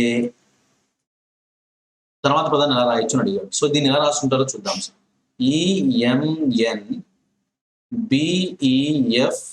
EMNBEFTJ గా రాశాను అని చెప్పారు. సో ఇలా రాశారు అంటే ఫస్ట్ ఆఫ్ ఆల్ ఎప్పుడు మీకు ఆల్రెడీ చెప్పుకున్నాను, ఇలాంటి ఆన్సర్ చేసేటప్పుడు ఏం చేయాలి? ఫస్ట్ ఆఫ్ ఆల్ వీటి నెంబర్స్ రాసుకుంటే C3 ఉంది, E5 ఉంది, ఇది 13, ఇది 14, ఇది 2, 5, 6, 20, 10. సో ఇప్పుడు 3కి దగ్గరగా ఉన్న సంఖ్య ఏం కనిపిస్తుంది మనకి? 2 కనిపిస్తుంది చూడండి. అలాగే O అంటే 15, 15కి దగ్గరగా ఉన్న సంఖ్య 14, ఇది 14, 14కి దగ్గరగా ఉన్న సంఖ్య 13, 6కి దగ్గరగా ఉన్న సంఖ్య 5. అంటే ఏమైంది సార్? ఇక్కడ ఫస్ట్ 4 కూడా -1 అయింది. తర్వాత చూద్దాం, ఇక్కడ 9, I అంటే 9, 9 + 1 చేస్తే 10, S అంటే 19, 19 + 1 చేస్తే 20, E అంటే 5, 5 + 1 చేస్తే 6. అంటే ఇవన్నీ కూడా ఏమవుతున్నాయి? +1 అవుతున్నాయి.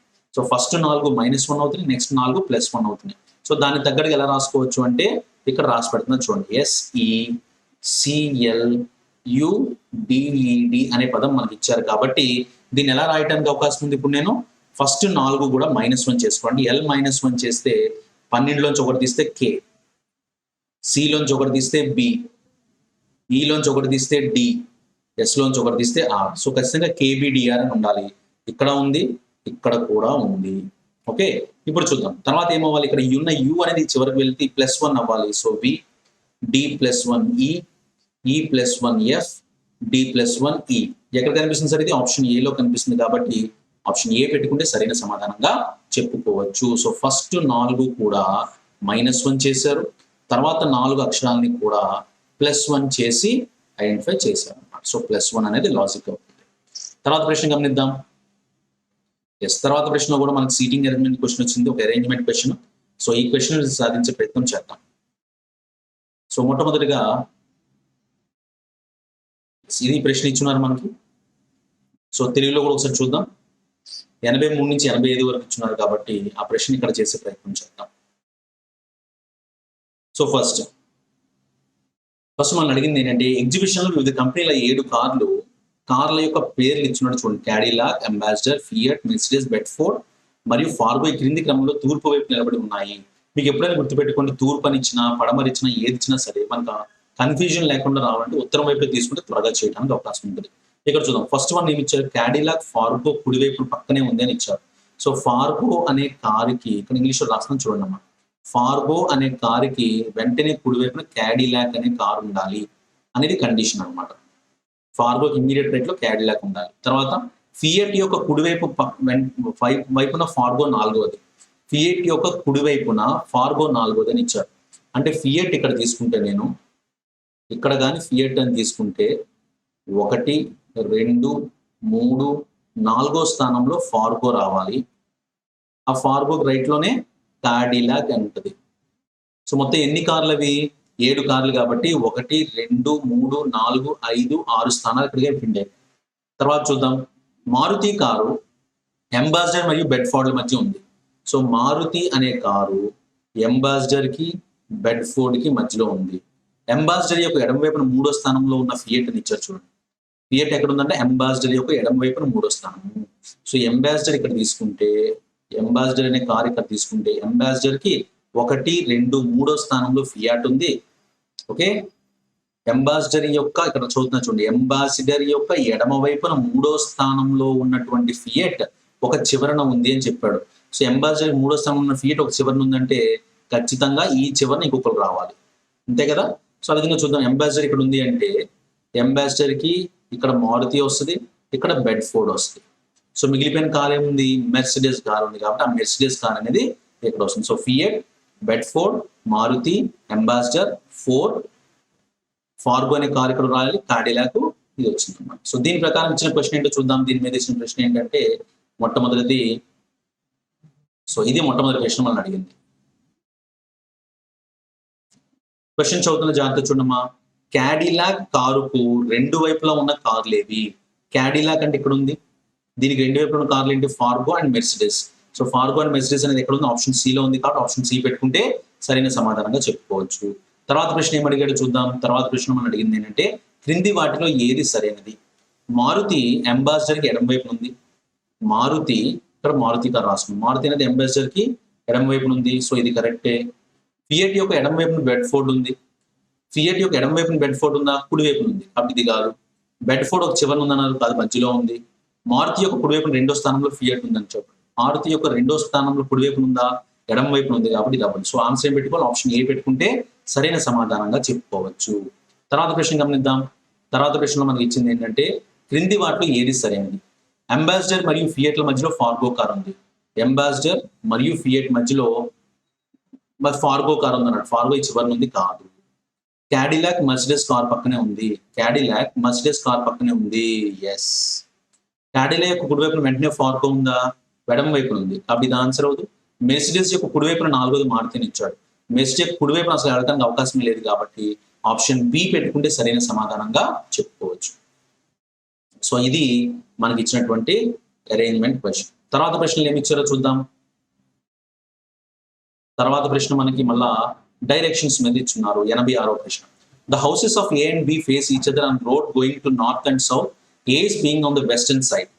A comes out of his house, turns left and travels 5 kilometers, turns right, travel 5 kilometers to the front of D's house. B does exactly the same and reaches the in front of C's house. ఇలా question ఇచ్చారు. ఒకసారి ఇదే ప్రశ్న తెలుగులో కూడా చదివి దీన్ని explain చేస్తాను చూడండి.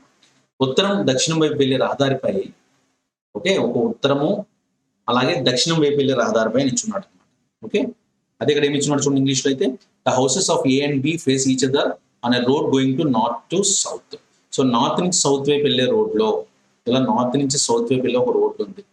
ఓకే, ఇలా నార్త్ వైపు నుంచి సౌత్ వైపు వెళ్తున్న ఒక రోడ్లో ఉత్తరం దక్షిణం వైపు వెళ్ళే రహదారిపై ఏ మరియు బి యొక్క ఇల్లు ఒకదానికొకటి ఎదురెదురుగా ఉన్నాయి. ఓకే, ఏ మరియు బిల యొక్క ఇల్లు ఎదురెదురుగా ఉన్నాయి. Okay sir, A and B ఇలా ఎదురెదురుగా ఉన్నారు, ఇలా ఎదురెదురుగా ఉన్నారంట. ఫస్ట్ ఏం చేశాడు, ఏ తన ఇంటి నుండి బయటకు వచ్చి ఎడమ వైపు తిరిగి 5 కిలోమీటర్లు ప్రయాణించాడు. సో సపోజ్ ఇక్కడ ఏ అనేవాడు ఇక్కడ ఉన్నాడు అనుకున్నాం. ఫస్ట్ ఏం చేశాడంటే ఇలా ఇంటి నుంచి బయటకు వచ్చాడు. ఓకేనా, ఏ ఈ స్థానంలో ఉన్న ఏ ఇక్కడ ఉన్నాడు, ఇంటి నుంచి బయటకు వచ్చి ఫస్ట్ ఎటువైపు తిరిగాడు, ఎడమ వైపు తిరిగి 5 కిలోమీటర్లు ప్రయాణించాడు. ఏ తన ఇంటి నుంచి బయటకు వచ్చి ఎడమ వైపు తిరిగి 5 కిలోమీటర్లు అంటే ఖచ్చితంగా ఫస్ట్ ఎటువైపు వెళ్తాడు, ఇలా పైకి వెళ్తాడు నార్త్ వైపు. 5 కిలోమీటర్లు నడిచిన తర్వాత కుడివైపు తిరిగి 5 కిలోమీటర్లు ప్రయాణించాడు. కుడివైపు తిరిగి 5 కిలోమీటర్లు ప్రయాణించి డి ఇంటి ముందుకు వెళ్ళి చేరుతాడు. సో డి ఇప్పుడు ఎలా చూస్తున్నాడు, ఇలా చూస్తున్నాడు అనమాట. డి ఇంటి ముందుకు వెళ్ళి చేరాడు. ఓకే, అది అయిపోయింది. డి ఇంటి ముందుకు చేరుతాడు. బి కూడా సరిగ్గా అలాగే ప్రయాణిస్తాడు. సో బి కూడా ఇప్పుడు బి ఇక్కడ ఉన్నాడు. బి కూడా సరిగ్గా ఏం చేస్తాడు, ఇద్దరు ఒకరొకరు ఎదురెదురుగా చూస్తున్నారంటే ఇప్పుడు ఏ అనేవాడు ఇలా ఎదురుగా చూస్తున్నప్పుడు బి ఏమనేవాడు ఇటువైపు నుంచి చూడాలన్నమాట. సో బి అనేవాడు ఇలా చూస్తాం అన్నమాట. సో బి ఇక్కడ నుంచి మొదలవుతూ వెళ్తాడు. సో బి ఇక్కడ నుంచి మొదలైన వ్యక్తి ఎలా వెళ్తున్నాడంట, సో బి ఇక్కడ నుంచి మొదలై సేమ్ తను కూడా అదే ప్రయాణం చేశాడని చెప్తున్నాడు. ఎలా, బి తన ఇంటి నుంచి బయటకు వచ్చి ఎడమ వైపు తిరిగి 5 మీటర్లు ప్రయాణించాడు. సో బికి ఎడమ వైపు అంటే ఇలా కిందకి వెళ్తాడు. అప్పుడు ఇలా వెళ్ళి 5 కిలోమీటర్లు నడిచి డి ఇంటి ముందు అలాగే 5 కుడివైపు తిరిగి, ఇక్కడ చూడండి ఫస్ట్ ఎడమ వైపు తిరిగాడు, బి కూడా ఎడమ వైపు తిరిగాడు. తర్వాత కుడివైపు తిరగాలి, ఇతను కూడా కుడివైపు తిరుగుతాడు. సో కుడివైపు తిరిగితే ఇలా వస్తాడు. సో ఇతను ఒక 5 మీటర్లు నడిచాడు. నడిచి ఎక్కడ ఆగాడంట, సి ఇంటి ముందుకు చేరుకుంటాడు. అయితే ఈ సందర్భంలో క్రింది వాటిలో ఏది సరైందని అడిగారు అనమాట. సో ఇక్కడ సి ఇక్కడ ఉన్నాడు, డి ఇక్కడ ఉన్నాడు, సో ఏ ఇక్కడ చేరుకున్నాడు, అలాగే బి ఇక్కడ చేరుకున్నాడు. ఇప్పుడు మనల్ని అడుగుతుంది ఏంటంటే క్రింది వాటిలో ఏది సరైంది? సి మరియు డి ఒకే వీధిలో నివసిస్తారా? సి చివరి ఉన్నాడు, డి ఆ చివరి ఉన్నాడు కాబట్టి అవ్వదు. సి యొక్క ఇల్లు దక్షిణముఖంగా ఉంది అని ఇచ్చారు. సి యొక్క ఇల్లు దక్షిణముఖంగా ఉంది. తర్వాత సి మరియు డి ఇల్లు, మరి చెప్పిన దాని ప్రకారం సి మరియు డి ఇల్లు 20 మీటర్ల కన్నా తక్కువ దూరంలో ఉన్నాయి. ఇప్పుడు చూడండి ఇప్పుడు ఏ దూరం అనేది చెప్పలేము, కానీ సి మరియు డీల మధ్య ఉన్న దూరం ఏదైతే ఉందో ఈ దూరం మాత్రం ఖచ్చితంగా 20 మీటర్లు తక్కువ ఉంటుందని అడిగాడు. ఖచ్చితంగా, ఎందుకంటే దీన్ని ఒకసారి ఎక్స్టెండ్ చేసుకుంటే ఇది 10 మీటర్లని వస్తుంది, అలాగే ఇది ఎక్స్టెండ్ చేసుకుంటే 10 మీటర్లని వస్తుంది. సో ఆ విధంగా చూసుకునేటప్పుడు మనం ఎలా తీసుకున్నా సరే 10 × 10 అంటే 200 మీటర్లు, అంటే √200 తీసుకున్నా మనం దగ్గర దగ్గర 14 మీటర్ల వరకు వస్తాం, 14.5 వరకు వస్తాం. అంటే ఖచ్చితంగా 20 మీటర్ల కంటే తక్కువ దూరమే ఉందని చెప్పొచ్చు. ఆప్షన్ సి పెట్టుకుంటే సరైన సమాధానంగా చెప్పొచ్చు. తర్వాత ప్రశ్న గమనిద్దాం. తర్వాత ప్రశ్న ఏమి ఇచ్చారంటే 87వ ప్రశ్న మనకి, ఈ క్రింది వాటిలో ఏది భిన్నమైనది అని గుర్తించండి అని చెప్తా ఉన్నాడు అనమాట. ఎన్ని దాంట్లో భిన్నంగా ఉన్నది గుర్తించండి. సో భిన్నంగా ఉన్నది గుర్తిస్తే ఇక్కడ చూడండి 9 + 3 12 + 3 15 సరిపోయింది. ఇక్కడ 15కి 20 చూస్తే 15 + 5 20 + 10 35. ఇక్కడ 3 + 1 4 + 1. ఇక్కడికి వచ్చేసరికి 6 + 2 8 + 2. ప్రతి చోట కూడా సమానమైనటువంటి వ్యత్యాసంతో అన్ని నెంబర్లు ఉన్నాయి. కానీ ఇక్కడ సిలోకి వచ్చేసరికి చూడండి 15 5 10, ఇక్కడ 3 3 1 1 2 2. అంటే ఏది డిఫరెంట్ గా ఉంది, సి అనేది భిన్నంగా ఉందని చెప్పుకోవచ్చు. తర్వాత 88వ ప్రశ్న చూద్దాం. 88వ ప్రశ్న మనకి ఇచ్చింది ఏంటంటే, if acne be coded as 3729 అని ఇచ్చారు. ఏ అంటే ఎంత 1, సి అంటే ఎంత 3, ఎన్ అంటే 14, ఈ అంటే 5. దీన్ని ఎలా రాస్తున్నారు అంటే చూడండి 1 × 2 + 1గా రాస్తే అది 3 అవుతుంది. అలాగే 3 × 2 + 1గా రాస్తే 7గా మారింది. 14 × 2 + 1గా రాస్తే 29గా మారింది. ఆ విధంగా రాసుకుంటూ వెళ్ళారు. సో ఇది కూడా మనం అదే చేస్తాం. బాయిల్ అనే పదాన్ని తీసుకొని బి అంటే ఎంత 2, 2 × 2 + 1 ఎంత అవుతుంది 5. ఓ అంటే 15, 15 × 2 + 1 31గా రాయొచ్చు. ఐ అంటే 9, 9 × 2 + 1 19గా రాయొచ్చు. సో 5 31 19 ఎక్కడ కనిపిస్తున్నాయి మనకి, ఆప్షన్ సిలో క్లియర్ గా కనిపిస్తున్నాయి. కాబట్టి ఆప్షన్ సి పెట్టుకుంటే సరైన సమాధానంగా చెప్పుకోవచ్చు. తర్వాత ప్రశ్న చూద్దాం. తర్వాత ప్రశ్నలో మనకి ఇచ్చింది ఏంటంటే, మనకి ఇక్కడ డెసిషన్ మేకింగ్ మీద ప్రశ్న ఇచ్చున్నాడు. డెసిషన్ మేకింగ్ మీద ప్రశ్న ఇచ్చినప్పుడు మనం చాలా ఈజీగా ఆన్సర్ చేయొచ్చు. తక్కువ టైంలో ఎక్కువ స్కోర్ చేసుకోవడానికి అవకాశం ఉన్న ఒక టాపిక్స్ అది. ఇక్కడ చూద్దాం. దీని పక్కన రాసి పెడుతున్నా, ఒక్కొక్క పాయింట్ రాసి పెట్టుకుని ట్రై చేద్దాం. ఇక్కడ ఇచ్చింది ఏంటంటే, research institute is recruiting a librarian to digitise its information resources among other duties candidates must process. అంటే ఒక ఇన్స్టిట్యూట్ లో ఒక లైబ్రేరియన్ కావాలి మొత్తం డేటా అంతటి డిజిటైజ్ చేయడానికి. సో దానికి రిక్వైర్మెంట్ ఏం చెప్పారు, be not less than 35 years and not exceed 40 years. So age ఎంత ఉండాలంట, ఏజ్ వచ్చేసరికి వాళ్ళకి 35 years కంటే ఎక్కువ ఉండాలి, అలాగే 40 years కంటే తక్కువ ఉండాలి, ఈ మధ్యలో ఉండాలి. అది కూడా దేంతో కంపేర్ చేయమన్నాడు, ఏ డేట్ తో కంపేర్ చేస్తే 1/11/2009తో కంపేర్ చేస్తే 1/11/2009తో కన్ఫర్మ్ చేస్తే ఇలా ఏజ్ ఉండాలి. సో రెండో పాయింట్ ఏమి ఇచ్చారు, have a bachelors degree in library and information science. Library and information science degree ఉండి విత్ 65% ఆఫ్ మార్క్స్ ఉండాలి. ఓకేనా, ఇక్కడ గ్రాడ్యుయేషన్ చూద్దాం. సో డిగ్రీకి వచ్చేసరికి ఏమి ఉండాలంట, లైబ్రరీ ఇన్ఫర్మేషన్ సైన్స్ లో బ్యాచిలర్ డిగ్రీ ఉండాలి. సో లైబ్రరీ ఇన్ఫర్మేషన్ సైన్స్ అనే దాంట్లో ఉండాలి. అండ్ మినిమం పర్సెంటేజ్ ఎంత ఇచ్చున్నాడు సార్ మనకి, 65% అని రాస్తున్నాడు. సో 65% అయితే ఇందులో రావాలి ఖచ్చితంగా. ఇది మూడోది. తర్వాత ఏమి ఇచ్చారు, మూడో స్థానంలో పిహెచ్డి అని ఉండాలని చెప్పారు. సో ఖచ్చితంగా పిహెచ్డి ఇన్ లైబ్రరీ సైన్స్ చేసి ఉండాలి, లైబ్రరీ సైన్స్ లో పిహెచ్డి చేసి ఉండాలి. తర్వాత have post qualification experience of at least 4 years experience. So experience దగ్గరికి వచ్చేసరికి ఎన్ని సంవత్సరాల ఎక్స్పీరియన్స్ ఉండాలి, 4 సంవత్సరాల ఎక్స్పీరియన్స్ అనేది ఖచ్చితంగా ఉండాలని చెప్తా ఉన్నాడు. సో ఇది మనకి ఇచ్చినటువంటి ఇన్ఫర్మేషన్. ఇప్పుడు దీంతో పాటు మనకి ఎప్పుడు అమెండ్మెంట్స్ ఇస్తారు కదా, అమెండ్మెంట్స్ కూడా ఏమి ఇచ్చారో చూద్దాం. దీంతో పాటు ఎంతవరకు ఎలిజిబిలిటీ ఉంటుందని కూడా ఇచ్చినాడు. ఏంటంటే ఎట్ 2 ఇక్కడ ఇచ్చారు చూద్దాం. At 2 above but the candidate has a UGC net class certification. 2 అంటే ఏంటి, యాక్చువల్గా డిగ్రీ లైబ్రరీస్ ఇన్ఫర్మేషన్ సైన్స్ 65% ఉండాలి. అలా కాకుండా ఆ పర్సన్ ఒకవేళ యూజీసీ నెట్ కానీ క్లియర్ చేస్తుంటే, ఇదే పర్సన్ యూజీసీ నెట్ కానీ క్లియర్ చేస్తుంటే ఆ అబ్బాయిని ఏం చేయాలి, criteria fulfil he or she may be refer to, అతను ఎక్కడికి రిఫర్ చేయాలి, మనం డెసిషన్ తీసుకోవడానికి లేదు, ఆయన డైరెక్ట్ మనం డీన్ దగ్గరికి పంపించాలి, మనం డెసిషన్ తీసుకోలేము. ఇది గుర్తుపెట్టుకోవాలి.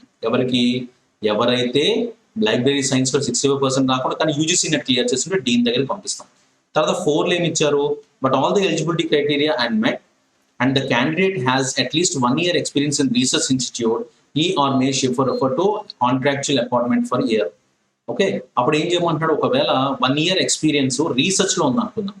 నార్మల్గా 4 ఇయర్స్ ఎక్స్పీరియన్స్ ఉండాలి, అలా కాకుండా 1 ఇయర్ ఎక్స్పీరియన్స్ రీసెర్చ్ లో కానీ ఉంటే ఆ పర్సన్ ఏం చేయమంటున్నాడు, కాంట్రాక్చువల్ గా తీసుకోమంటున్నాడు, అంటే కాంట్రాక్ట్ బేస్ మీద తీసుకోవడానికి అవకాశం ఉంది అని చెప్తున్నాడు. సో ఇది మనకి ఇచ్చినటువంటి డేటా. క్లియర్? ఇదే క్వశ్చన్ ఒకసారి తెలుగులో కూడా చదివి వినిపిస్తా, చూద్దాం. సో తెలుగులో ఏమి ఇచ్చినాడు చూడండి అమ్మ ఒకసారి. సో తెలుగులో ఇచ్చింది ఏంటంటే, సో అభ్యర్థి వయస్సు 1/11/2009 నాటికి 35 ఏళ్ళేపు ఉండకూడదు, మరి 40 సంవత్సరాలు దాటించకూడదు. సో వయస్సు అనేది 35 నుంచి 40 మధ్యలో ఉండాలని రాసుకున్నాం. 65% మార్కులతో లైబ్రరీ అండ్ ఇన్ఫర్మేషన్ సైన్స్ లో బ్యాచిలర్ డిగ్రీ కంప్లీట్ చేయాలి. సో 65% మార్కులతో లైబ్రరీ ఇన్ఫర్మేషన్ సైన్స్ లో డిగ్రీ కంప్లీట్ చేయాలి. లైబ్రరీ సైన్స్ లో పిహెచ్డి ఉండాలి. So PhD in library science అని రాసి పెట్టుకున్నాము.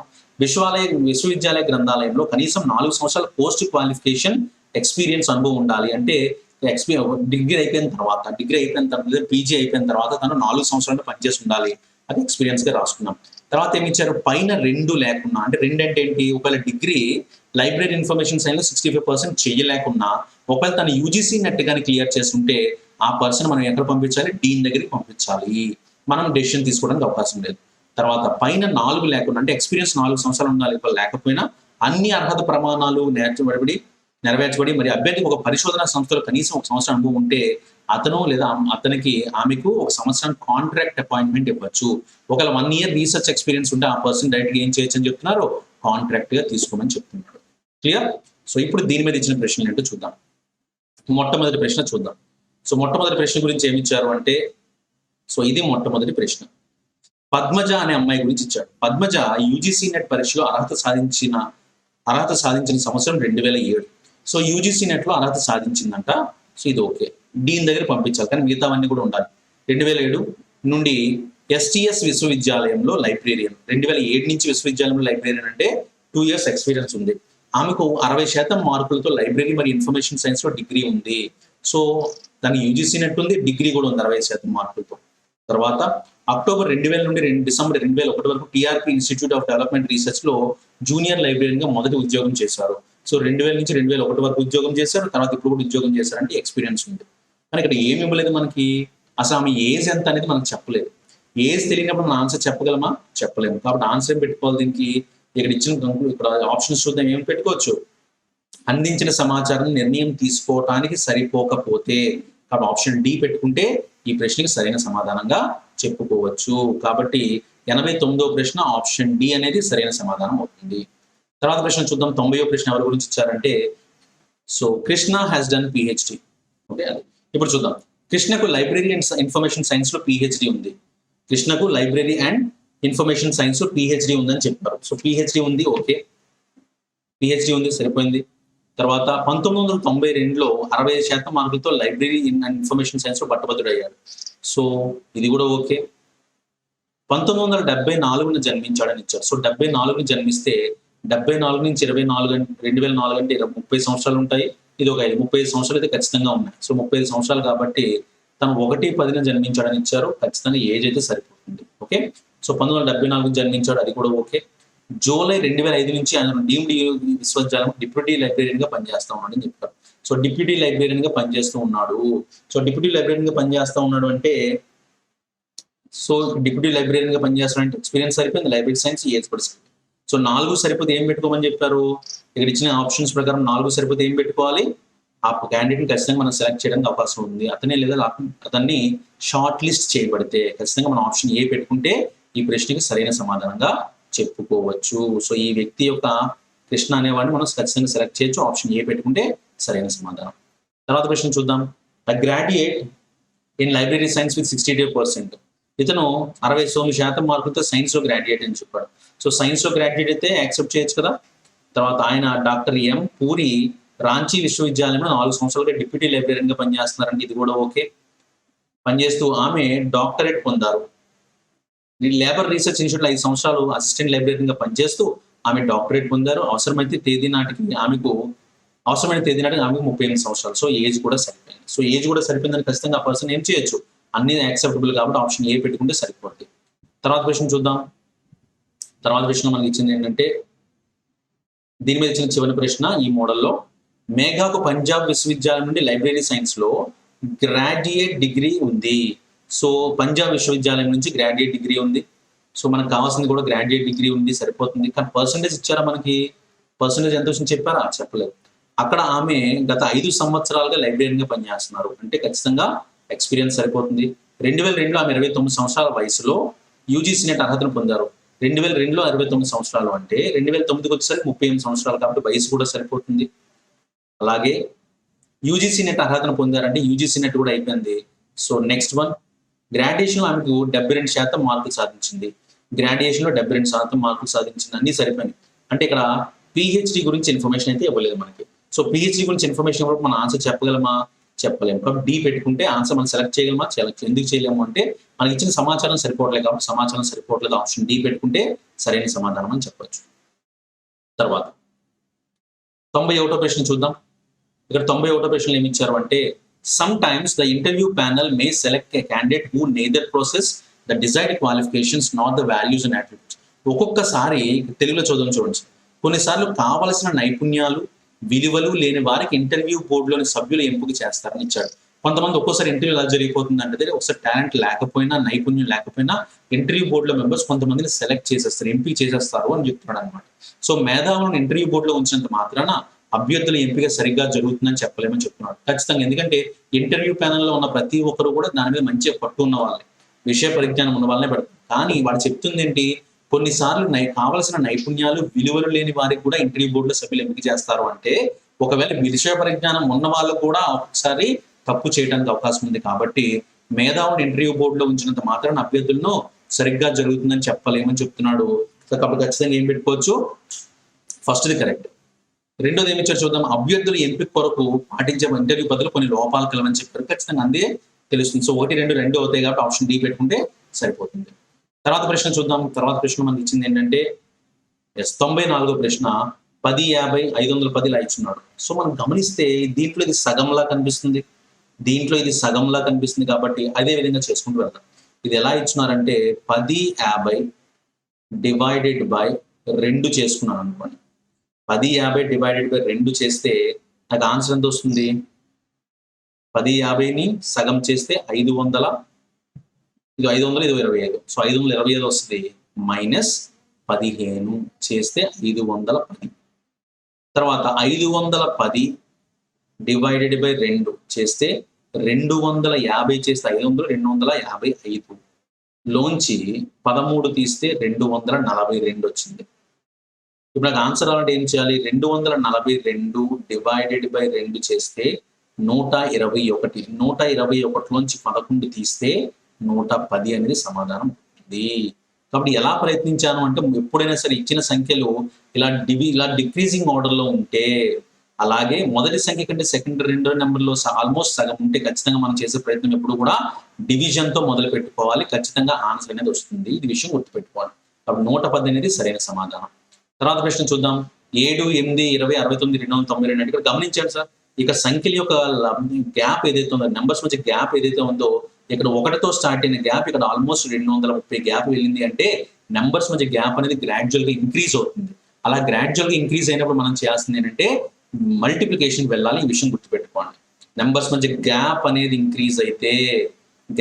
ఇంక్రీజ్ అవుతూ ఉంటే మనం మల్టిప్లికేషన్ కి వెళ్ళాలి. ప్రతి ఒక్కరి విషయం గుర్తుపెట్టుకోండి. గుడ్డిగా క్వశ్చన్ చూసిన వెంటనే అక్కడ రాయక్కర్లేదు, క్వశ్చన్ చూసి ఆన్సర్ ఏంటో చెప్పగలం. ఇప్పుడు చూద్దాం ప్రొసీజర్ ఎలా చేస్తాం. దానికి 7 × 1 + 1 = 8గా రాసుకున్నా. 8 × 2 8 16 + 4 = 20గా రాసుకున్నాను. తర్వాత 20 × 3 60 + 9 = 69గా రాసుకుంటాను. 69 × 4 అంటే 280, మామూలుగా 280 అవుతుంది. 276 + 16 292. ఇప్పుడు ఆన్సర్ రావాలంటే ఏం చేయాలి? నేను 292 × 5 + 25గా రాసుకోవాలి. సో ఖచ్చితంగా లాస్ట్ 2 5 10 + 5 అంటే ఖచ్చితంగా 5 ఎండింగ్ లో వస్తుంది. ఒకసారి చూద్దాం. ఇది 300 × 5 అంటే 1500. దగ్గర ఇక్కడ 300 × 5 అంటే 1500 దగ్గరగా వస్తుంది. అంటే 1400 దగ్గరలో ఆన్సర్ ఉండాలి. సో ఖచ్చితంగా ఆప్షన్ సిలోనే ఆన్సర్ కనబడుతుంది. చూడండి, ఇది 290 × 5 అంటే మనం 180 అంటే 160 లేదు, 140 అనుకుంటే 280 అవుతుంది. 146 146 అంటే 1460 ప్లస్ 25 1485. సో ఆప్షన్ సి పెట్టుకుంటే సరైన సమాధానంగా చెప్పుకోవచ్చు. 96వ ప్రశ్న చూద్దాం. 96వ ప్రశ్నలో మనకు క్లియర్గా ఇక్కడ డెసిమల్స్ కనబడుతున్నాయి చూడండి. ఇక్కడ దశాంశ నెంబర్ల సంఖ్యలుగా కనిపిస్తున్నాయి, గమనించారు కదా. అంటే ఇది ఖచ్చితంగా డివిజన్ అవుతుంది, అటువైపు నుంచి డివిజన్ అవుతుంది, లేదా మీరు ఇటువైపు నుంచి చూస్తే గుణకారం కూడా చేయొచ్చు. ఇప్పుడు ఎలా చేయొచ్చు, నేను రాస్తున్నా చూడండి, రివర్స్ నుంచి రాస్తున్నా. 2 × 1.5 చేస్తే అది 3గా మారుతుంది. 1 ఇక్కడ 3గా మారింది. తర్వాత ఏంటి, 3 × 2 చేస్తే 6 అయింది. 6 × 2.5గా రాస్తే 15 అవుతుంది. 15 × 3గా రాస్తే 45 అవుతుంది. సో అదే కనబడుతుంది, అదే వచ్చారు కాబట్టి. సో మీరు దాన్ని ఇలా రాసుకుంటే డివిజన్ ఇటువైపు నుంచి చేసుకొస్తారు, లేదా ఇటువైపు నుంచి మల్టిప్లై చేస్తారు. సో నాకు కావాల్సింది ఏంటి, 6 × 2.5 15 అనేది సరైన సమాధానంగా తీసుకోవచ్చు. తర్వాత ప్రశ్న గమనిద్దాం. 97వ ప్రశ్న. 120 320 ఇలా ఇచ్చున్నాడు. ఇది కూడా మల్టిప్లికేషన్ లా కనిపిస్తుంది కాబట్టి చూద్దాం. 120 ఇంటూ 120 2 అంటే 240 అవుతుంది, 3 అంటే 340 అవుతుంది కాబట్టి 120 ఇంటూ 2.5 చేస్తా. 120 240, ఇంకో 60 కలిపితే 300 అవుతుంది. ప్లస్ 20 చేస్తే 320 వచ్చింది. ఇప్పుడు ఏం చేస్తా, 320 ఇంటూ ఇక్కడ ఇంటూ 2.5 చేశాను అనుకోండి. 320ని 2 సార్లు గుణిస్తే ఎంత అవుతుంది, 640 అవుతుంది. దానికి ఇంకో హాఫ్ కలుపుకుంటే ఎంత అవుతుంది, 800 అవుతుంది. దానికి 20 కలిపితే 820 సరిపోతుంది కదా. కాబట్టి 320 ఇంటూ 2.5 ఈజ్ ఈక్వల్స్ టు ఎంత అవుతుంది మనకి ఇక్కడ, 800 అవుతుంది. 800 ప్లస్ 20 చేస్తే 820. తర్వాత రావాలంటే ఏం చేయాలి, 820 into 2.5 is equal to 820 into 22 అంటే 1640. అందులో సగం అంటే 200, ఖచ్చితంగా 2070 వరకు వస్తుంది. సో 820 అనేది సరైన సమాధానం. సో లాజిక్ ఏంటి సార్ ఈ క్వశ్చన్కి, ఇంటూ 2.5 ప్లస్ 20 ప్రతి నెంబర్ని ఈ విధంగా కలుపుకుంటూ వెళ్తున్నాం. తర్వాత ప్రశ్న చూద్దాం. 98వ ప్రశ్న ఏమి ఇచ్చారు అంటే, 98వ ప్రశ్న గమనించండి. మనకి ఇక్కడ మొదటిది ఇలా క్లాక్ వైజ్ డైరెక్షన్ లో తిరుగుతుంది, రెండోది యాంటీ క్లాక్ వైజ్ డైరెక్షన్ లో తిరుగుతుంది. ఇందులో యారో వచ్చేసరికి ఇలాగా క్లాక్ వైజ్ డైరెక్షన్ లో తిరుగుతుంది, ఇది యాంటీ క్లాక్ వైజ్ డైరెక్షన్ లో తిరుగుతుంది. ఇక్కడ కూడా ఇందులో కూడా క్లాక్ వైజ్ డైరెక్షన్ లో తిరిగితే ఇది యాంటీ క్లాక్ వైజ్ డైరెక్షన్ లో తిరుగుతుంది. ఇక్కడికి వచ్చేసరికి మొదటిది యాంటీ క్లాక్ వైజ్ డైరెక్షన్ లో తిరుగుతుంది, రెండోది యాంటీ క్లాక్ వైజ్ డైరెక్షన్ లో తిరుగుతుంది. ఇవన్నీ చూడండి, ఫస్ట్ లో క్లాక్ వైజ్, రెండోది క్లాక్ వైజ్, మూడోది క్లాక్ వైజ్, ఇది మాత్రం యాంటీ క్లాక్ వైజ్. కాబట్టి ఆప్షన్ డి అనేది భిన్నంగా ఉందని చెప్పుకోవచ్చు. తర్వాత 99వ ప్రశ్న చూడండి. 99వ ప్రశ్న మనకి ఇచ్చింది ఏంటి అంటే, ఈ విధంగా మనకి ఇచ్చి ఇందులో ఏది భిన్నంగా ఉంది అని అడిగారు అనమాట. సో ఏది భిన్నంగా ఉందో చెప్పాలంటే ముందు మనం ఇక్కడ గమనిద్దాం. సో గమనించండి, ఇక్కడ ఎలా మారుతుంది, ఇక్కడ ఉన్నటువంటి ఇలా లైన్ లో ఉన్నది ఏదైతే ఉందో అది రెండో పొజిషన్కి వచ్చింది, సెకండ్ పొజిషన్ రెండో, తర్వాత ఒకసారి మూడో పొజిషన్ వస్తే తిరగబడింది.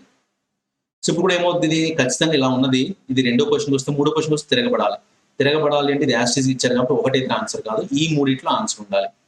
ఓకేనా, ఈ మూడిట్లో ఆన్సర్ ఉండాలి. తర్వాత రెండోది గమనిద్దాం. రెండోది గమనిస్తే ఇక్కడ చూడండి ఒకసారి, ఇక్కడ ఉన్నటువంటి ఈ రో అనేది ఇది ఎండింగ్ లోకి వచ్చింది, ఇది మిడిల్ లోకి వచ్చింది, ఇక్కడికి ఒకసారి రివర్స్ అయింది. ఇప్పుడు కూడా ఏమవ్వాలి, ఇక్కడ ఉన్నది మిడిల్ లోకి రావాలి. సో మిడిల్ లో ఎక్కడ ఉంది, లాస్ట్ లో లేదు కదా, ఇక్కడ మాత్రమే మిడిల్ లో ఉంది. సో ఈ రెండింటిలో ఆన్సర్ ఉంటుంది.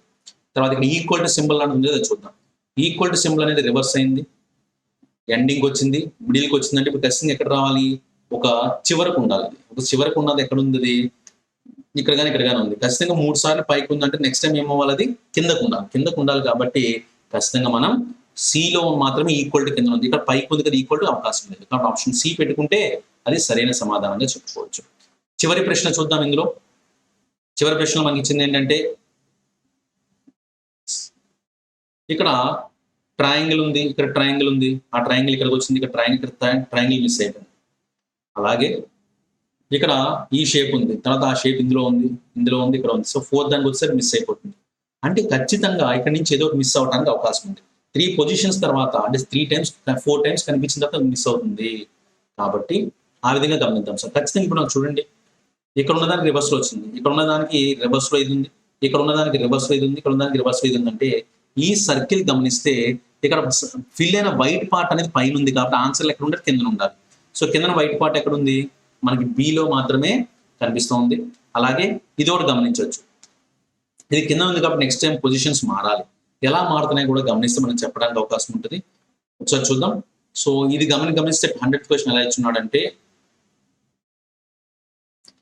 ఫస్ట్ ఇక్కడ ట్రయాంగిల్ రివర్స్ అయింది, మళ్ళీ ఇక్కడ నుంచి యాస్టిజ్ గా మారింది, మళ్ళీ రివర్స్ అయింది. అలాగే ఇప్పుడు కూడా ఏమవ్వాలి, ఇక్కడ యారో ఉంది, యారో ఆల్రెడీ ఫస్ట్ టైం వచ్చింది. సో యారో రెండు దగ్గరకు వచ్చేసరికి ఏమవ్వాలి, రివర్స్ అవ్వాలి. సో ఇక్కడ వచ్చేసరికి రివర్స్ ఎక్కడెక్కడ ఉంది, బిలో ఉంది, అలాగే ఇక్కడ కూడా ఉంది. సో దీని ప్రకారం చూస్తే ఏంటంటే మార్చడానికి అవకాశం ఉంది. తర్వాత బి చూద్దాం. ఇక్కడ బి ఫస్ట్ టైం వచ్చిందా, ఇక్కడ బి ఉంది, ఇక్కడ రివర్స్ అయింది, యాస్టిజ్ గా ఉంది. నెక్స్ట్ టైం రివర్స్ అవ్వాలంటే బి పైకి ఉండాలి. సో అన్ని ఎక్కడ కనబడుతున్నాయంటే బిలో కనిపిస్తున్నాయి కాబట్టి ఆప్షన్ బి పెట్టుకుంటే దాన్ని సరైన సమాధానంగా చెప్పుకోవచ్చు.